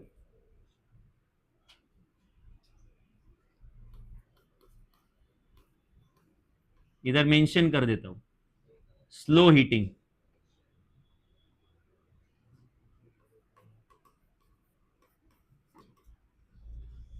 ठीक है, तो पता है फास्ट हीटिंग से ना वो जो गैस मॉलिक्यूल है उनको अपनी एनर्जी डिसिपेट करने का टाइम नहीं मिलता. डिसिपेट मतलब वो एनर्जी लूज या उस एनर्जी से कुछ काम करने का टाइम नहीं मिलता. जैसे उनको वो हीट मिलती है तुरंत उनका टेम्परेचर बढ़ जाता है. E is equal to 3/2 kBT. याद है? तो ये है मोनोएटॉमिक गैस मॉलिक्यूल का एनर्जी. मोनोएटॉमिक. और आप देख सकते हो वो जो एनर्जी हो प्योरली डिपेंड करता है किसके ऊपर? टेम्परेचर के ऊपर. तो अगर आप फास्ट हीटिंग करोगे तो वो सडनली हीट गेन करेगा और वो हीट उसको डिसिपेट मतलब वो कहीं पे लूज करने के लिए टाइम नहीं मिलेगा और उसका क्या बढ़ जाएगा? टेम्परेचर. एंड क्या बढ़ेगा? एनर्जी. तो स्लो हीटिंग में उसको वो एनर्जी लूज करने के लिए टाइम मिल जाता है. तो तुम बोलोगे सर वो एनर्जी कहां लूज करेगा? तो ध्यान देना भाई. सो कॉन्सेंट्रेट करना. हमने जो कॉन्सेंट्रेट करना, मैं क्या बोल रहा हूँ, हमने जो ये जो उसकी ये वाला जो क्या मैं बोलूं, वॉल जो है ये वेसल का, ये वेसल का लेट से हमने एडियाबेटिक वॉल रखा हुआ है. राइट? नहीं, इसमें एडियाबेटिक वॉल मत रखो, इसमें आइसोथर्मल ही रखो. इस वाले केस में आइसोथर्मल ही रखो. एनीवेज, चलो बोलो आपने क्या किया, इस गैस को क्या किया? हीट किया, स्लो हीट किया. अब इसमें से कुछ गैस मॉलिक्यूल या most of the gas molecule धीरे धीरे क्या गेन करेंगे? एनर्जी. और वो जाके एक्सपांड होंगे. राइट? और वो एक्सपांड होने के लिए किसके ऊपर टकराएंगे? राइट. मतलब वो अपनी एनर्जी लूज कर रहे हैं. तुम बोलोगे एनर्जी लूज कर रहे हैं, ऐसा क्यों बोल रहे हो? अरे काम करने के लिए एनर्जी स्पेंड करनी पड़ती है ना. तो ये गैस मॉलिक्यूल ने क्या गेन करी? वो जाके किसके साथ कोलाइड हो रहे और पिस्टन मूव होगा. सो ये पिस्टन जो है वो मूव हुआ अपवर्ड. राइट? मैं जो भी बोल रहा हूं ये मैं इस लॉजिक से बोल रहा हूं कि जितना भी हीट आपने ट्रांसफर किया वो पूरा का पूरा हीट किस में कन्वर्ट हुआ? वर्क डन में. ये गैस मॉलिक्यूल ने वो अपना वो जो एनर्जी अपने पास नहीं रखा है. क्यों? क्योंकि आपने स्लो हीटिंग की है. इसलिए फास्ट हीटिंग करते तो वो गैस मॉलिक्यूल अपने पास ही एनर्जी रख देते और इधर उधर मोशन परफॉर्म करते. तो इस तरीके से गैस अभी क्या हुआ है? एक्सपांड हुआ है. ओके, तो इस गैस के मॉलिक्यूल इधर नीचे कम करो और इस तरीके से दिखा दो. अब मेरा क्वेश्चन एक ही है, क्या इन गैस मॉलिक्यूल का टेम्परेचर इंक्रीज हुआ है या नहीं हुआ है? गैस मॉलिक्यूल का टेम्परेचर उतना ही है कि इंक्रीज हुआ है? हाँ, इंक्रीज हुआ है. ओके, तो अगर इंक्रीज हुआ है तो फिर ये वर्क डन किसने किया? तुम्हें समझा ही नहीं. आप ऐसे समझो कि हमने गैस मॉलिक्यूल को क्या दिया? एनर्जी, हीट दिया. उस हीट के कारण वो जाके किसके साथ कोलाइड हुए? तो कोलाइड हुए तो वो जितनी एनर्जी उन्होंने गेन करी थी उतनी एनर्जी उसने स्पेंड करी किसको मूव करने में? तो एनर्जी गेन करने से टेम्परेचर बढ़ना चाहिए. बट अगर उन्होंने वो एनर्जी स्पेंड कर दी है काम में तो फिर वो एनर्जी बढ़ी कि नहीं बढ़ी? हीट गेन किया, सपोज एनर्जी बढ़ी, बट वही एनर्जी उन्होंने क्या की है? काम में स्पेंड करी है. तो एनर्जी में चेंज हुआ है क्या? अरे एक मिनट, मान लो उनके पास नेचुरली 10 जूल एनर्जी था, नेचुरली, और हमने हीट देने के बाद उनको कितनी एनर्जी दी? 5 जूल. इतनी हीट हमने ऐड करी. राइट? बट उन्होंने अभी नई एनर्जी उनकी 15 जूल हुई है, बट अगर उन्होंने जाके जितनी भी एनर्जी उनकी बढ़ गई है उस एनर्जी को यूज करके उन्होंने वर्क डन किया, काम किया ना, काम करने में एनर्जी स्पेंड करनी पड़ती है, तो स्पेंड करनी पड़ती है तो ये कितना होगा -5 जूल, क्योंकि स्पेंड कर रहे हो। तो फिर जितना उन्होंने एनर्जी गेन किया उतना उन्होंने लूज किया काम करने में, अगर ऐसा किया तो फिर एनर्जी कितनी बचेगी 10 जूल। तो अब मुझे बताओ उनकी ओरिजिनल एनर्जी जितनी थी उतनी ही है ना, एनर्जी चेंज हुई है। और अगर एनर्जी में चेंज नहीं तो किस में चेंज नहीं, क्योंकि तुम्हें पता है एनर्जी में चेंज अगर हुआ तो वो किस में शो करता है, टेम्परेचर में शो करता है। तो क्या इनका टेम्परेचर बढ़ेगा कि उतना ही बढ़ेगा, उतना ही रहेगा। तो जितना पहले था उतना ही रहेगा। पहले कितना था 300 केल्विन और अभी भी कितना है, तो दोनों केसेस में टेम्परेचर क्या है सेम, बराबर है। बट क्या चेंज हुआ है, वॉल्यूम। आप देखो ना, पहले वॉल्यूम इतना सा था, वी आई इतना वॉल्यूम था अभी पहले, अभी कितना वॉल्यूम है वी एफ, तो वी एफ तो ज्यादा है किससे, वी आई से, तो वॉल्यूम क्या हुआ है, बट टेम्परेचर क्या नहीं हुआ है, चेंज नहीं हुआ। ये वाला केस क्लियर है कि नहीं है। सो इसको हम लोग बोलेंगे आइसोथर्मल एक्सपांशन। ये जो एक्सपांशन है इसको क्या बोलेंगे, रीजन दूंगा रे, रट्टा मारने की जरूरत नहीं है। आइसोथर्मल तुम ऑलरेडी जानते हो, आइसोथर्मल का मतलब there is no change in temperature. ऐसा एक्सपांशन जिसमें टेम्परेचर क्या है, कांस्टेंट है। अगर टेम्परेचर कांस्टेंट है, इधर क्या लिख रहा हूं पहले ये देखो, टी कांस्टेंट लिखा हुआ है,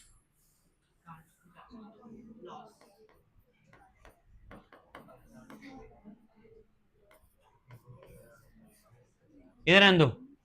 सो टेम्परेचर क्या है बोलो, कांस्टेंट है, देख सकते हो आप।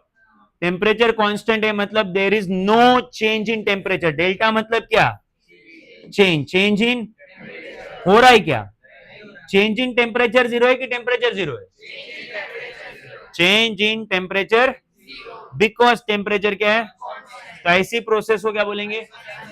और एक्सपांशन क्यों बोला है, क्योंकि एक्सपांड हो रहा है ना, वॉल्यूम बढ़ रहा है, तो such process is called as isothermal expansion. Clear है यहां तक, नहीं समझा, okay. So but heat add करी कि नहीं हमने, इस प्रोसेस में हमने क्या ऐड किया है, हीट ऐड किया है। इधर लिखा है मैंने, heat added is greater than zero, but इतना ही कि धीरे धीरे ऐड किया है, बट हीट तो ऐड की है।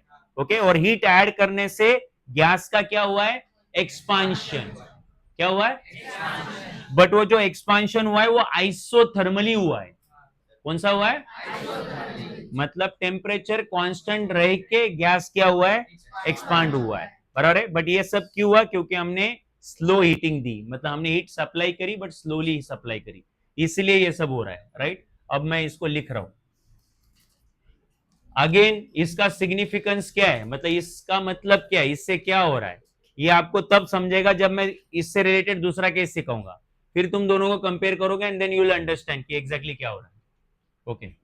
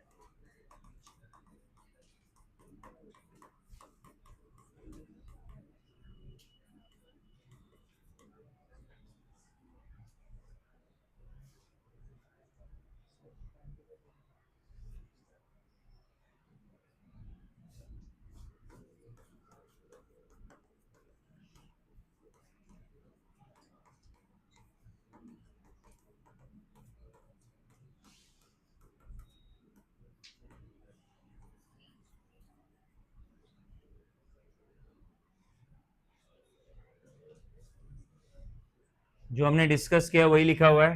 Consider ideal gas enclose in vessel containing frictionless movable piston as shown in figure. Let VI be the initial volume of system और gas whatever you say. It is heated slowly. हमने उसको heat किया और heat supply जो करी वो positive है, मतलब हीट हम लोग दे रहे हैं किसको, गैस को. गैस वो हीट एब्जॉर्ब कर रहा है. उस हीट के कारण गैस के मॉलिक्यूल जाके कोलाइड होते हैं पिस्टन के ऊपर और वर्क डन करते हैं. मतलब उन्होंने एब्जॉर्ब करी हुई हीट उन्होंने लूज करी किसमें, वर्क डन में. और ये जो हीटिंग प्रोसेस जो था वो स्लो था, उस कारण जो टेम्परेचर है वो क्या रहा, कांस्टेंट टेम्परेचर, इसलिए उसको आइसोथर्मल एक्सपांशन बोलते हैं. सो इस केस में क्या हुआ है, सिस्टम ने हीट एब्जॉर्ब कर ली है, हीट क्या करी है, बट उसका फिर भी टेम्परेचर क्या नहीं हुआ है, क्योंकि उसने वो एब्जॉर्ब हीट के साथ क्या किया है, वर्क डन किया है, इसलिए ऐसा हुआ है. ओके, सो हीट एब्जॉर्ब हुआ है, वर्क डन भी हुआ है और एक्सपांड हुआ है गैस. ठीक है, तो ये आपका हुआ इनिशियल स्टेट. ये इनिशियल स्टेट है सिस्टम का और ये फाइनल स्टेट.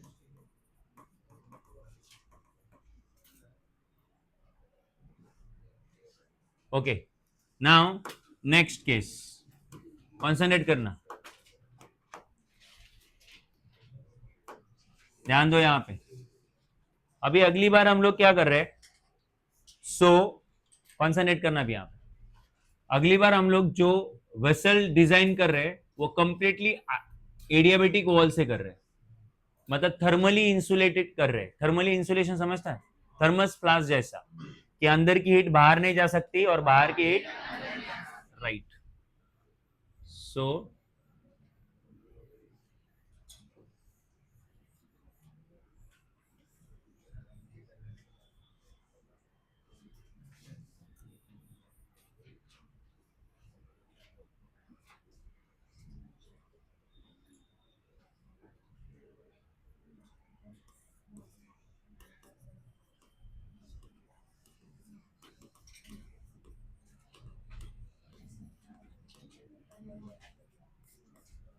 इधर लिखा है मैंने, thermally isolated chamber, so there no exchange of heat. Okay चलो, अब हमने क्या किया, ध्यान देना भी यहां पे. अगेन आपने एक गैस फिल किया यहां पे, इधर ध्यान दो, और यहां पे एक पार्टीशन रखा है. ठीक है, जैसे आप लोग वो चपाती वगैरह रैप करने के लिए फॉइल नहीं यूज करते, बस उस टाइप का रैप ऐसा कुछ आपने यहाँ पे यूज किया पार्टीशन बनाने के लिए. क्यों, क्योंकि वो हीट को पास भी नहीं होने देता. अरे हाँ या ना, कि कभी देखा ही नहीं जिंदगी में, और काफी पतला भी होता है, you can tear it instantly. तो आपने क्या किया, इस वाले पार्ट में गैस को इंक्लोज कर दिया है. So this is x section of basically vessel का एक्स सेक्शन, और ये वाई सेक्शन में कुछ नहीं, वैक्यूम है. और एक्स सेक्शन में क्या रखा हुआ है, और दोनों के बीच में हमने एक छोटा सा पार्टीशन रखा हुआ है, और ये पार्टीशन हम लोग ब्रेक कर सकते हैं, ऐसा रखा हुआ है, मेटल का प्लेट नहीं रखा हुआ है ना. सो कोई फॉइल जो थर्मली आइसोलेट करता है, ऐसा कोई फॉइल रखा है, राइट. तुम्हें समझा मैं क्या बोल रहा हूँ. सो ऊपर गैस है या नहीं है, तुम्हारे दिमाग में भरा पड़ा है गैस. सो ये गैस नहीं है, इधर वैक्यूम है. इस वाले सेक्शन में गैस है, और यहाँ पे एक पार्टीशन है जो कभी भी आप तोड़ सकते हो, राइट, या उसको पंक्चर कर सकते हो. क्लियर है कि नहीं. अब इसमें एक छोटा सा होल बनाया तो वो छोटा पंक्चर रहेगा, तो उसमें से गैस धीरे धीरे बाहर आएगा, तो वो थर्मोडायनेमिक इक्विलिब्रियम हुआ, बिकॉज वो प्रोसेस काफी स्लो होगी। बट हम लोग स्लो प्रोसेस नहीं करने वाले, हम लोग फास्ट करने वाले। इधर ध्यान दो, हम लोग क्या करने वाले समझाता हूं मैं। अब कॉन्सेंट्रेट करना, इसका टेम्परेचर कितना है, तो मान लो इसका टेम्परेचर 1 सेकेंड 300 केल्विन है। ये जो गैस है उसका टेम्परेचर कितना है, 300 केल्विन। अब आपको करना क्या है समझाता हूं मैं। जो मैं ड्रॉ कर रहा हूं वो आपका सिचुएशन नंबर, मतलब यही इसका, ये इनिशियल स्टेट है, ये इनिशियल स्टेट है। अब मैं जो ड्रॉ कर रहा हूं वो इसी का फाइनल स्टेट दिखाएगा, समझेगा आपको। सो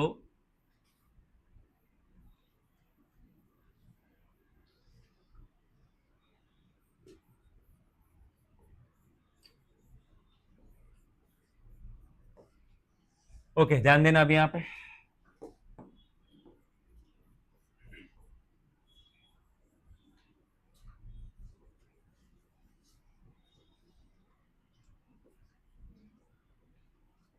तुम्हारा भरोसा नहीं, दो अलग अलग कलर यूज कर ले, बोलेंगे दो अलग अलग सिस्टम। तुम्हारा दिमाग कितना कीड़ों से भरा हुआ है मुझे पता है। हाँ, सो क्या किया, इधर आन दो। अब आपको क्या करना, क्या है करना, ये कि आपको इस पार्टीशन को ब्रेक करना है, बट पार्टीशन को प्यार से ब्रेक नहीं करने का है, ठीक है। तोड़ना है उसको, हटाना है उसको फास्ट। हाँ, सडन पंक्चर है वो। तो आपको पता है सडन बर्स्ट ऑफ टायर में क्या होता है, एयर धीरे धीरे बाहर आती है। कैसे बाहर आती है, ब्लास्ट होता है, फास्ट फास्ट बाहर आती है, राइट। तो अब उस एयर का, अच्छा इधर ध्यान दो अभी यहाँ पे। तुम बोलोगे बेटा हमने फास्ट मतलब ऐसा सडन एक्सपेंशन क्यों किया होगा, तो मैं चाहता हूं कि एयर पूरा यहां तक फिलअप हो जाए, बिकॉज अगर हम लोग यहाँ पे छोटा सा होल करेंगे तो वो एयर धीरे धीरे बाहर आएगा, तो वो सडन एक्सपेंशन नहीं है, इसलिए वो फास्ट नहीं आएगा। फास्ट नहीं आएगा तो उसका स्पीड ज्यादा नहीं होगा, तो ये पूरा वॉल्यूम क्या नहीं कर पाएगा, ऑक्यूपाई नहीं कर पाएगा। हम चाहते हैं कि वो पूरा वॉल्यूम क्या करे, ऑक्यूपाई करे। समझ में आ रहा है क्या? ओके, सो बट एक मिनट यार, ये वॉल्यूम और ये वॉल्यूम सेम दिखाना है, रुको। हाँ,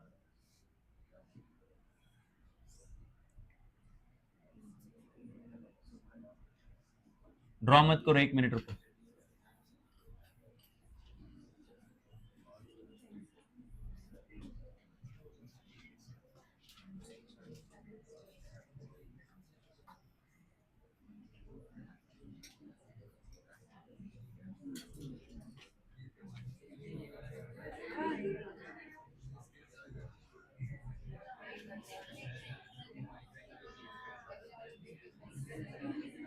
एक घर जाके करते बैठना, तुम्हारे मम्मी पापा को लगेगा पढ़ रहे।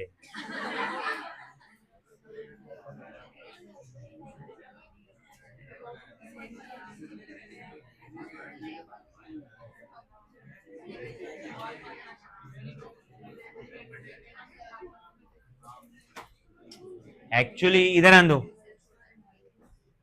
मैं चाहता हूं कि ये जो वॉल्यूम है, ये वॉल्यूम और ये वॉल्यूम सेम रहे, मतलब जगह सेम दिखाना है। अरे इसके अंदर जितनी जगह है ना यहाँ, उतनी जगह यहाँ दिखानी, समझा। और यहाँ, तो ये तुम्हारा इनिशियल वॉल्यूम हुआ, ये इसका इसका जो वॉल्यूम है वी आई, और ये जो वॉल्यूम है वो वी एफ, राइट। और यू कैन से इधर के वॉल्यूम को हमने वी एक्स बोला, इधर के वॉल्यूम को हमने वी आई बोला, वी वाई, और वी एक्स और वी वाई दोनों को ऐड करोगे तो टोटल वॉल्यूम आ जाए। तो अब मुझे बताओ, अगर हमने अचानक से सडनली अगर मैं इसको रिमूव करूं तो गैस सडन एक्सपांड होगा, तो फास्ट बाहर आएगा, स्लो बाहर आएगा। फास्ट बाहर आएगा तो पूरी जगह ऑक्युपाई करेगा। तो वंस अगेन गैस क्या हुआ है, एक्सपांड हुआ। पिछली बार भी गैस क्या हुआ था, बट पिछली बार गैस एक्सपांड होने का रीजन अलग था, हमने गैस को क्या दिया था, हीट दिया था, इसलिए गैस एक्सपांड हुआ था, उसने पिस्टन को मूव किया था। इस बार हमने गैस को हीट दिया क्या, नहीं, बस वो जो पार्टीशन है उसको सडन ब्रेक किया, है ना। तो this is sudden expansion of gas. But एक बात बताओ, क्या आपने गैस को हीट दिया? अरे ये आइसोलेटेड चेंबर है जो अंदर की हीट बाहर नहीं करता, या बाहर की हीट, तो बोलो गैस को हीट दिया? उसमें से हीट निकाला तो क्या उसका टेम्परेचर चेंज हुआ क्या? इधर भी गैस को हीट दिया है क्या? या निकाला? तो दोनों केसेस में टेम्परेचर सेम रहेगा कि अलग अलग रहेगा? सेम रहेगा, आपको टेम्परेचर सेम रहेगा। क्लियर है क्या? सो टेम्परेचर सेम है। अरे भाई वापस यहां पे क्या हुआ था बोलो? इन दोनों केसेस में टेम्परेचर सेम था, बट इधर वाले केस में हमने हीट दिया था, फिर भी टेम्परेचर सेम था। कारण हीट गेन करके उन गैस मॉलिक्यूल ने किसके ऊपर कोलाइड हुए थे? और पिस्टन के ऊपर क्या किया था? तो जो भी उन्होंने हीट गेन करी थी वो किस में कन्वर्ट हुई? वर्क डन में। इसलिए वो हीट उनके पास रही क्या? इसलिए उनका टेम्परेचर बढ़ा। तो इस बार भी टेम्परेचर, इस वाले केस में भी टेम्परेचर दोनों केस में क्या था? कांस्टेंट था, टेम्परेचर सेम था, बट गैस का क्या हो चुका था? एक्सपांशन। तो क्या हुआ यहाँ पे? Isothermal expansion. टेम्परेचर के चेंज के बगैर एक्सपांड हो गया, हुआ ना? इधर आ जाओ, यहां पे पिछली बार जैसे हीट दिया था वैसे इस बार हीट दिया है क्या? फिर भी गैस क्या हुआ है? और टेम्परेचर चेंज हुआ? क्योंकि ना हीट दिया ना हीट, सो टेम्परेचर चेंज होने का सवाल उठता ही नहीं। बट गैस एक्सपांड हुआ है कि नहीं हुआ? तो वंस अगेन क्या है ये? Isothermal expansion. तो गैसे दोनों केसेस में गैस क्या हुआ है? दोनों मतलब पिछला वाला केस, ये वाला केस और ये वाला केस, गैस क्या हुआ है? टेम्परेचर चेंज नहीं हुआ है। इधर भी टेम्परेचर चेंज हुआ, बट इधर हीट दिया है कि नहीं? और इधर हीट नहीं समझा? तो एक केस में हीट दिया है और एक केस में हीट। तो अब मुझे बताओ, इधर देखो, अभी इसको रीड करो। Heat transfer to the system depends upon the path. Path मतलब तरीका। तो यहाँ पे गैस का एक्सपांड करने का तरीका क्या था? तो गैस को एक्सपांड करने का तरीका था यहाँ पे हीट देके, और यहाँ पे गैस का एक्सपांड तरीका क्या करने? पार्टीशन को ब्रेक करके, है ना? तो तरीका इधर आन दो, यहाँ पे तरीका अलग अलग है एक, बट जो फाइनल स्टेट है वो दोनों केस में क्या है? क्या फाइनल स्टेट है? Gas expand isothermally, gas expand isothermally, बराबर है। पर तरीका सेम है क्या? एक बार ये वाला तरीका अलग है क्योंकि उसमें पिस्टन मूव हो रहा है और इसमें कोई पिस्टन मूव, सो देयरफॉर तरीके, बट हीट एड, इधर आना, तरीका अलग अलग है और हीट एडेड भी है ना? देखो इधर हीट ऐड करी है और इधर हीट ऐड किया, सो इसका मतलब तरीका अलग अलग, तो हीट एडेड भी अलग अलग। तो हो गया प्रूफ कि heat transfer to depends upon path, मतलब तरीका। If path is different, heat added is also. देख सकते हो एक केस में हीट एडेड हुआ है और दूसरे केस में हीट ऐड नहीं हुआ, समझा कि नहीं? और दोनों केसेस में तरीका अलग अलग है, तो हीट एडेड भी अलग अलग है। एक केस में पॉजिटिव हीट एडेड है, हीट ऐड करी थी, और दूसरे केस में हीट क्या नहीं किया? ऐड ही नहीं किया, राइट? तो प्रूव हो गया कि हीट जो ऐड की जाती है वो भी किसके ऊपर डिपेंड है? पाथ के ऊपर डिपेंड है, तरीके के ऊपर डिपेंड है, राइट? तो मैं लिख रहा हूं यहां पे।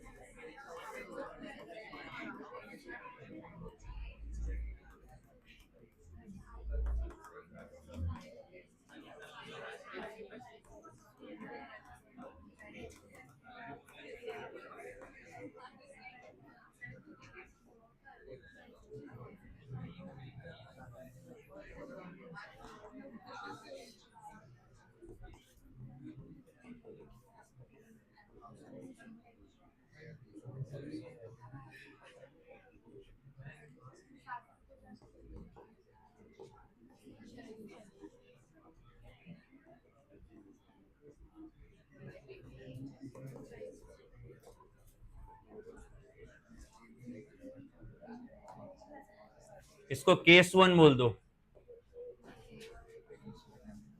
जो पहला वाला केस है उसको क्या बोल देंगे, केस 1, तो मुझे वो लिखने के लिए इजी हो जाएगा। और इसको बोल दो केस 2।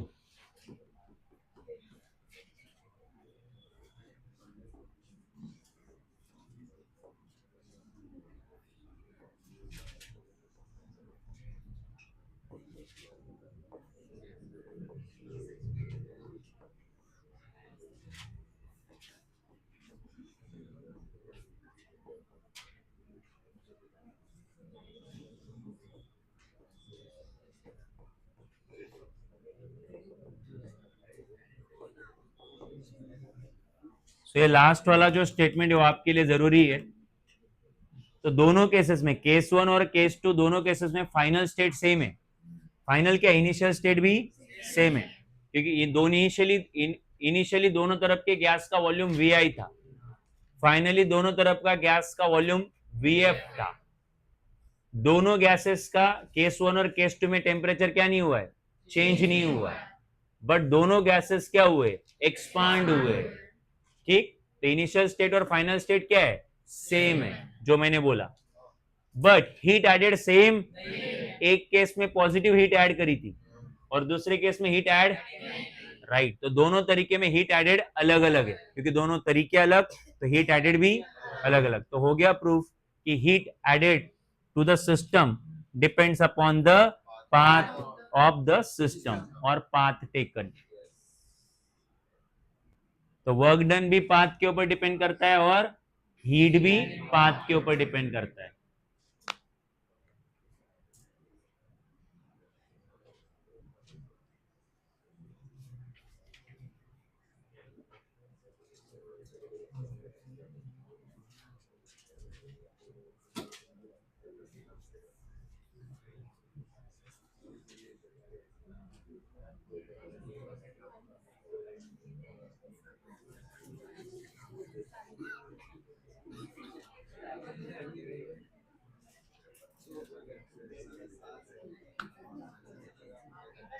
हो गया, अरे समझा गया तुमको। अच्छा, ये क्या लिखा हुआ है कि volume of section X is same as that of VI, मतलब इसका वॉल्यूम, ये जो VI है उसी से इक्वल है, मतलब इनिशियल स्टेट सेम, और इसमें फाइनल वॉल्यूम कितना है, VF। यहां पे भी फाइनल वॉल्यूम VF ही है, दैट इज VX का वॉल्यूम और VI का वॉल्यूम, इन दोनों के वॉल्यूम को ऐड करोगे तो VF आएगा। सो दोनों केसेस में फाइनल वॉल्यूम क्या है, सेम है, मतलब फाइनल स्टेट भी क्या है, दोनों। दूसरी तरीके, इधर भी टेम्परेचर सेम, इधर temperature same, isothermal expansion isothermal expansion, बराबर है। तो एक्सपांशन दोनों तरीके, दोनों इसमें हुआ है, बट जो हीट एडेड, एक में हीट एडेड है और एक में हीट एडेड नहीं है, तो हीट एडेड पाथ के ऊपर डिपेंड करता है। तो क्लियर है ये।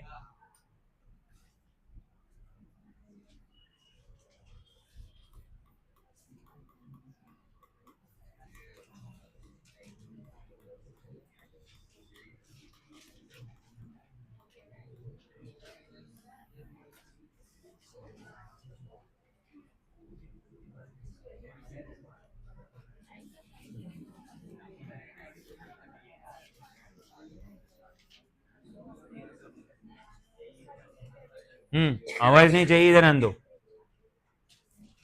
Types of thermodynamic processes. तुम्हें पता है थर्मोडायनेमिक प्रोसेसेस का मतलब होता है कि आप लोगों के सिस्टम का प्रेशर, वॉल्यूम और टेम्परेचर, इन तीनों में से कोई भी दो चेंज हो और एक क्या रहे, कांस्टेंट रहे, right.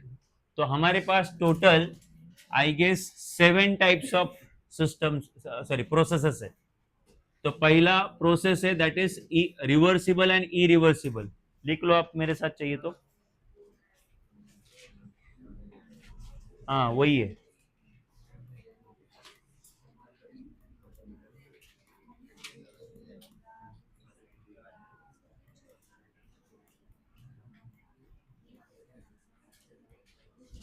Reversible and irreversible process. Second जो प्रोसेस है वो है आइसोथर्मल। वो मैं उसी ऑर्डर में लिख रहा हूं जिस तरीके से तुम्हारे टेक्स्ट बुक में दिया है या सिलेबस में दिया हो।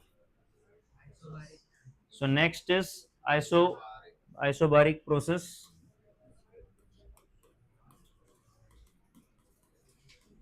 बेरिक या बारीक, जो भी तुमको प्रोनाउंस करना है, हाँ दोनों भी कर सकते। Next is isochoric.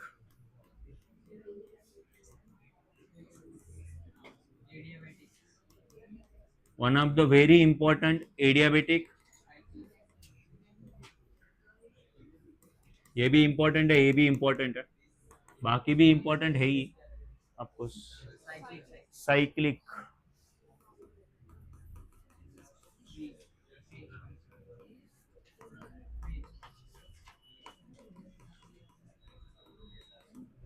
एक मिनट, ये फ्री एक्सपेंशन से एक चीज याद आई, इधर आन दो। हाँ इधर आ जाओ, इधर इधर इधर। यहाँ पे गैस का एक्सपेंशन हुआ है कि नहीं हुआ है? बट इस एक्सपेंशन में कोई वर्क डन हुआ है क्या? सोच के बताओ रे। एक दो लोग बोलते हैं बस, उसको रिपीट करते रहते हो। पिछली बार गैस एक्सपांड हुआ था, ये पिस्टन ऊपर मूव हुआ था, तो गैस ने इतना इतना सा जगह पहले ऑक्यूपाई किया था, अब इतना जगह ऑक्यूपाई किया, तो फिर वॉल्यूम क्या हुआ है, इंक्रीज हुआ है। इसको बोलते हैं एक्सपेंशन ऑफ गैस। तो इधर गैस एक्सपांड हुआ है, पर उस गैस को एक्सपांड होने के लिए गैस को किसको पुश, मतलब किसको पुश करना पड़ा, पिस्टन को पुश करना पड़ा। जब किसी चीज का डिस्प्लेसमेंट इन्वॉल्व होता है ऑब्जेक्ट का, तो वहां पे वर्क डन होता है। तो यहाँ पे गैस एक्सपांड हुआ है, बट गैस को एक्सपांड होने के लिए क्या करना पड़ा है, वर्क डन करना पड़ा। और यहाँ पे गैस एक्सपांड हुआ है बट कोई वर्क डन हुआ नहीं है, क्योंकि कोई पिस्टन मूव नहीं हुआ है, राइट। क्लियर है कि नहीं? तो गैस आगे बढ़ा है, बट गैस ने आगे बढ़ने के लिए किसी को डिस्प्लेस किया, तो यहाँ पे एक्सपांशन तो है बट वर्क डन। ऐसे एक्सपांशन को हम लोग बोलते हैं फ्री एक्सपांशन। क्या बोलते हैं? Expansion in which work done is zero. When there is no work done during the expansion, gas के एक्सपांशन में अगर वर्क नहीं किया गया है, तो ऐसे एक्सपांशन को क्या बोलेंगे, फ्री एक्सपांशन। तो ये भी कहीं पे नोट डाउन करके रखो।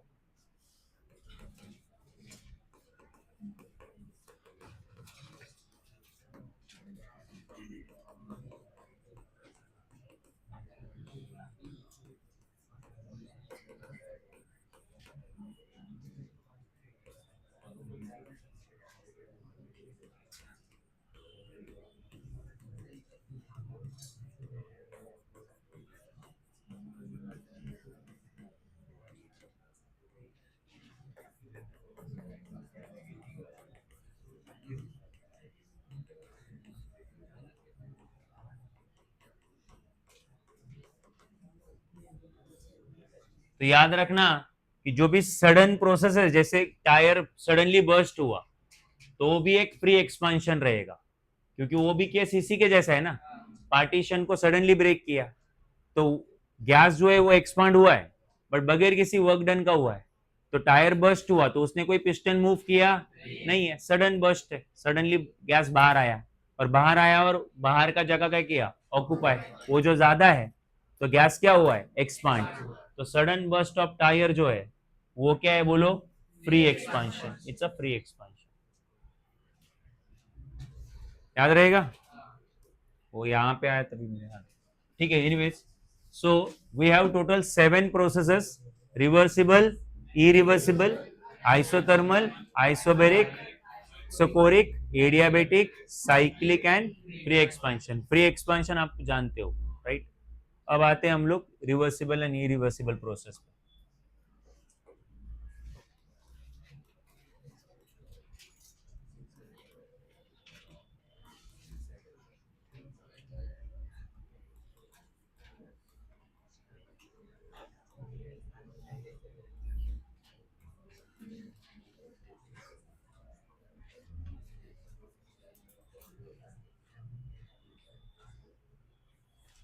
हो गया? सो चलो समझते हैं अभी क्या reversible and irreversible process, right? So तो आप क्या, किसी हर एक का दुख अलग अलग है। किसी को पता है अभी कुछ ताना मारेगा और किसी को लगता है अभी कितना पढ़ाएगा। नहीं, 2-4 लोगों ने उस तरीके से सर बोला था, सर ऐसा, चुप बैठना भाई, ऐसा ऐसा सर बोला तो फिर देखना फटके खाओगे। तो हाँ हाँ, समीर तू था क्या? वो था।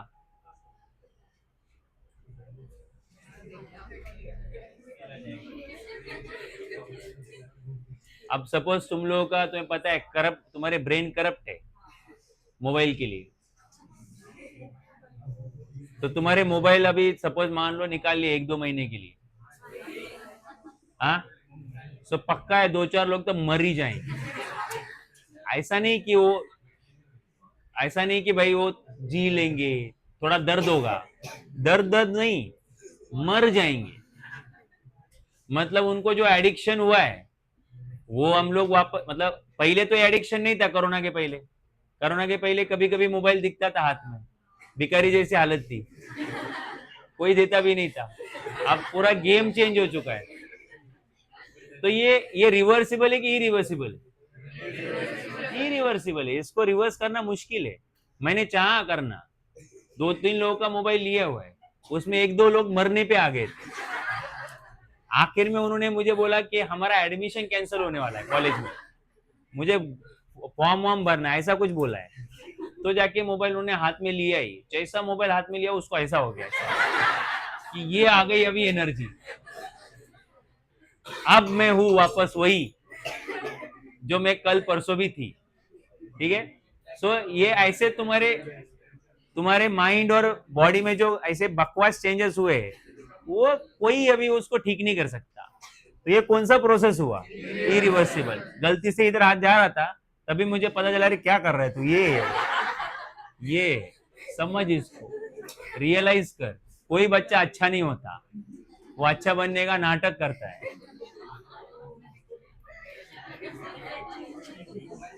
एनीवेज, सो ध्यान दो अभी यहाँ पे, ये ध्यान दो। सपोज अभी एक टायर पंक्चर हो चुका है, बर्स्ट हो चुका है, पंक्चर नहीं तो बोले पंक्चर निकाल लेंगे हम लोग। सो बर्स्ट हो गया तो टायर तो ब्रेक हो गया। अब उसकी हवा उधर अंदर लॉयल है क्या? उधर थोड़ी रहेगी, हवा है वो। अरे एयर के बारे में बात कर रहा हूँ। तो हवा है वो हवा, हवा हो गई है। अरे वही टॉपिक पे ध्यान दो। हाँ, जो भी है, बट उसके तो, अरे कंसेप्ट तो याद रखो। एयर कहां गई? उड़ गई, ठीक। रिटर्न आने वाली है क्या? कौन सा प्रोसेस हुआ? ई, राइट। जो इनिशियल स्टेट, एक होता है इनिशियल स्टेट, तो इनिशियल स्टेट ये था कि आपका टायर बर्स्ट नहीं हुआ था। फाइनल स्टेट ये है कि टायर क्या हुआ? बर्स्ट हुआ, हवा निकल गई। अब दोबारा उसको इनिशियल स्टेट में ला सकते हैं क्या? बोलना हम लोग चिपकाएंगे उसको, ऐसा करेंगे वैसा करेंगे, तो घर पे कर, ठीक है। सो देयरफॉर ये परमानेंट चेंज हो चुका है, तो ये कौन सा प्रोसेस हुआ? इरिवर्सिबल प्रोसेस हुआ। उसके अलावा लेट्स से आपने अपने पाम रब करे, क्या प्रोड्यूस करी? हीट, बराबर है। अब वो हीट किसको गई है? सराउंडिंग को, बराबर है। अब वो हीट उसी तरीके से रिटर्न नहीं मिलने वाली, समझ में आ रहा है क्या? सो ये जो हीट है वो लॉस्ट हुई है सराउंडिंग को। सो देयरफॉर ये कौन सा प्रोसेस हुआ? Irreversible process. और सुन लो, लेट्स से, समझो है मैं क्या बोल रहा हूं। लेट्स से एक ऑब्जेक्ट है, हॉट ऑब्जेक्ट है और एक कोल्ड ऑब्जेक्ट है। सो उस हॉट ऑब्जेक्ट को उस कोल्ड ऑब्जेक्ट के बाजू में लेके आए, सो क्या होगा, there will be a exchange of heat and heat will flow from hot object to the cold object. कब तक, जब तक दोनों का टेम्परेचर क्या नहीं होता, ठीक। Now what was the initial state? Initial state was there was one hot object and one, that was the initial state. Final state was कि दोनों का टेम्परेचर क्या हो चुका है, सेम, क्योंकि हमने उनको थर्मल कांटेक्ट में लाया।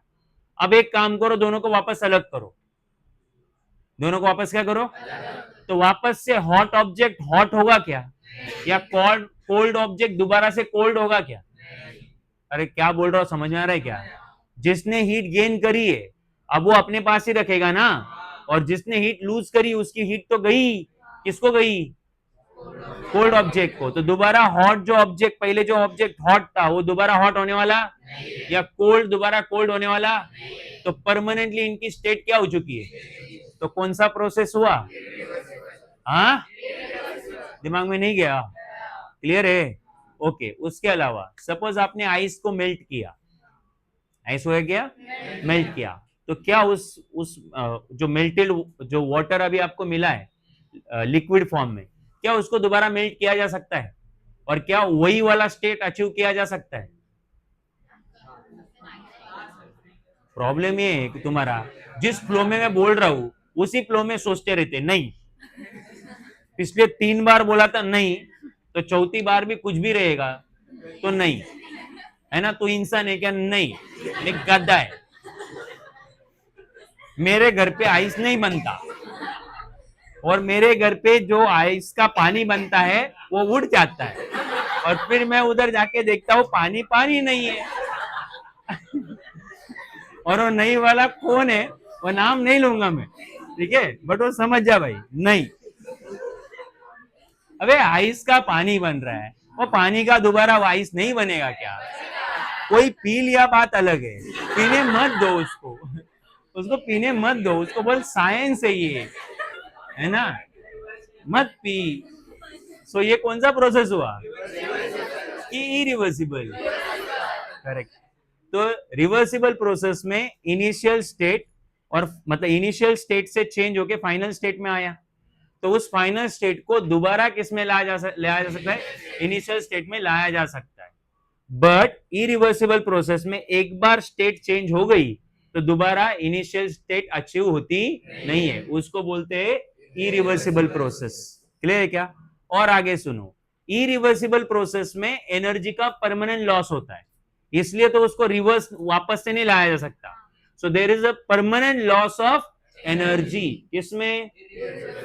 और रिवर्सिबल है तो परमानेंट लॉस ऑफ एनर्जी नहीं, क्योंकि रिवर्सिबल है ना, तो दोबारा उसको वापस से इनिशियल स्टेट में लाया जा सकता है। तो जितनी उसकी इनिशियल एनर्जी थी वापस से उतनी एनर्जी लाई जा सकती है।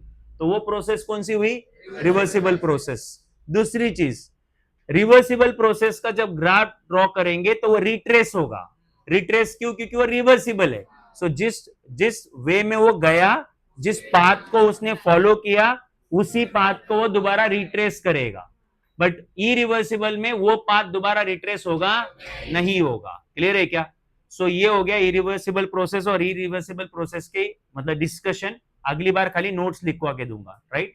अच्छा, और दूसरी एक और चीज, हमारे अराउंड इन रियलिटी कोई भी प्रोसेस रिवर्सिबल नहीं है, ट्रूली रिवर्सिबल नहीं है।